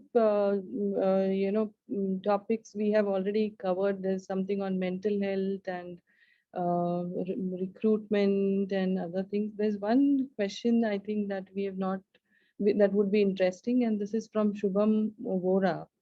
How can we find the right sponsors and mentors to help women on the journey of leadership and encourage them to speak up? What does it mean to continue to have another woman's back as they advance to senior positions? Having a mentor who can probably give a big support, mental support. How do we find them? How do we, what do we do with this? How do we go about this? Any one of you who would like to please answer? Yes, Pooja, please. Sorry, my eagerness to answer this one, because we did something like that in the organization. So maybe I'm just sort of early in my head. So two things that organizations have done. One is that we have created the ecosystem wherein, you can reach out to any women leader and probably make that women leader as your mentor. And also when we do our engagement surveys, we ask a question that someone in the leadership group takes a keen interest in my career and looks after my back, or something like that. I'm forgetting the real statement, but that is what it says. And we get responses to that. So we understand that someone in the leadership group is a defined group, and we ask that question. The second is we've done a lot of, I don't know, Google started it, but and also because I was a part of Google, we started it, but then, over a period of time, it has become a flagship program of Google, which is known as I Am Remarkable program. What it does is, if you run that program with middle managers and upwards, it helps you appreciate yourself and makes you stand out. It's very difficult if you ask any woman to say, I am remarkable because, versus a man who has to say, I am remarkable because. Men easily answer that question, women don't. So what this program does, it helps you make you a little bit more comfortable with your appreciation. And Lean In was also one program that said that how you can feel more comfortable when you get appreciated versus shunning away the appreciation. And that way you start getting more confidence to speak up and talk in more forums, and it becomes easier for us to have more women then sponsor themselves to speak up in different forums and take on different topics in the organization. So that's something that we've Great. I think everything boils down to confidence, to speak up. I think that is where that would be the step that every woman will have to take for themselves, and the support that can be probably sought from mentors and women who are already doing, who have been there and done that. I think that would certainly help. Great. This was, a very, very interesting session. And with the permission, Sarvajit, with your permission, I would like to wind it up now. I'm sorry, I will not be able to take questions, but I saw most of them were already covered by the panelists. Yeah. So one thing that is very, very clear out of the discussion today is that we need a more supportive atmosphere starting from home for working women. And then we also need the employers to actually relook into policies, to relook into programs, taking the realities, not only COVID realities, but otherwise the realities into account. Business managers may also need to accept that corona anxieties are not necessarily distributed evenly across genders. There is a lot that the women have to bear and share, and this is something that is so common across the globe, and something needs to be done about it. Yes, our health emergency is a top priority, but there are many other issues which need solutions too. So we cannot be ignoring and forgetting them. And I think it may be years before we comprehend the full ramifications of COVID-19 on our society and the places of work. There've been a huge shift because, but one thing is for sure, while we are still learning to navigate and to shift to new ways of doing things, we have a very, very good opportunity to leapfrog these gender issues. We have reasoning now. We have shown it to the world, come on, that, this is how you need us. This is how we need to be. We need to be at par. So I think we need to leapfrog these gender issues now that we are trying to set and adopt to the new normal, the new world. And I only hope may there be a feminist in each and every soul on this earth. May the new normal be gender neutral. Thank you so much, Pooja, Divya, and Pratyusha, for a wonderful session. I enjoyed discussing things, and it was so nice listening to so much of positive, thoughts on how we can go ahead with it. There was no cribbing at all. There was nothing. There was so much of positivity in how we should be going ahead and what should be done, and that was wonderful. Thank you so much. Over to you, Sarvajit. Thank you, ma'am. And that was truly an enthralling and insightful session. I'm sure we have a lot to take away from it. I'd like to thank the speakers, Ms. Pooja Kapoor, Ms. Pratyusha Sharma, and Ms. Divya Philip for that wonderful session. I'd also like to thank our moderator, Dr. Asha Sharma, for keeping the session on track at all times. I would now like to call up Ms. Sanchi Bhatia, convener of HR Summit 2021, to deliver the vote of thanks. Sarvajit, can you confirm, am I audible? Yes. Yes, Sanchi, you are. Thank you. So good afternoon, everyone. Thank you, Sarvajit. And I'm really gratified to announce that our theme, Reborn, Rebuilding Opportunities and Redefining Emotions, of the 13th edition of the HR Summit has now come to an end with the enriching keynote sessions and engaging panel discussions. Today's sessions beautifully ended by enlightening us how the world is already changing and how the changes already there outside in the world. We have to be more agile and very dynamic in every aspect. I would like to thank all the speakers, our delegates, and our sponsors.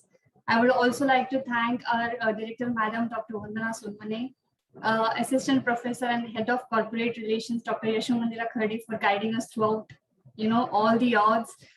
Thanking our moderator of the panel discussion, Dr. Asha ma'am, and our esteemed faculty for being a constant support to us. Finally, and lastly, kudos to the entire hrsummit team for diligently working day and night and making this event successful.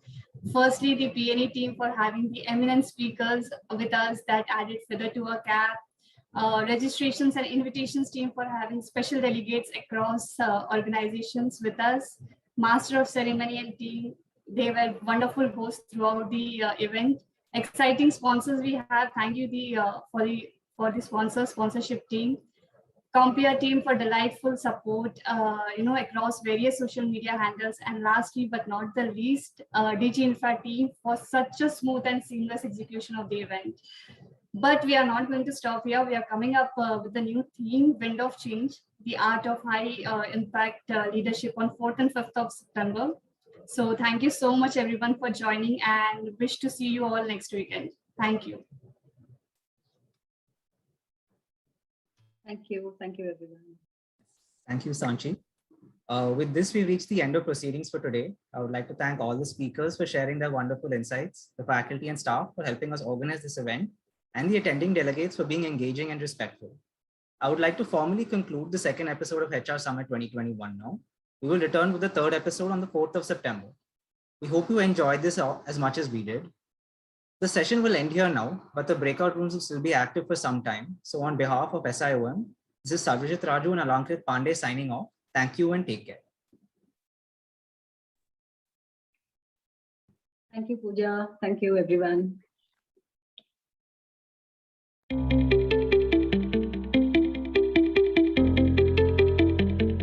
you, Pooja, Patricia, and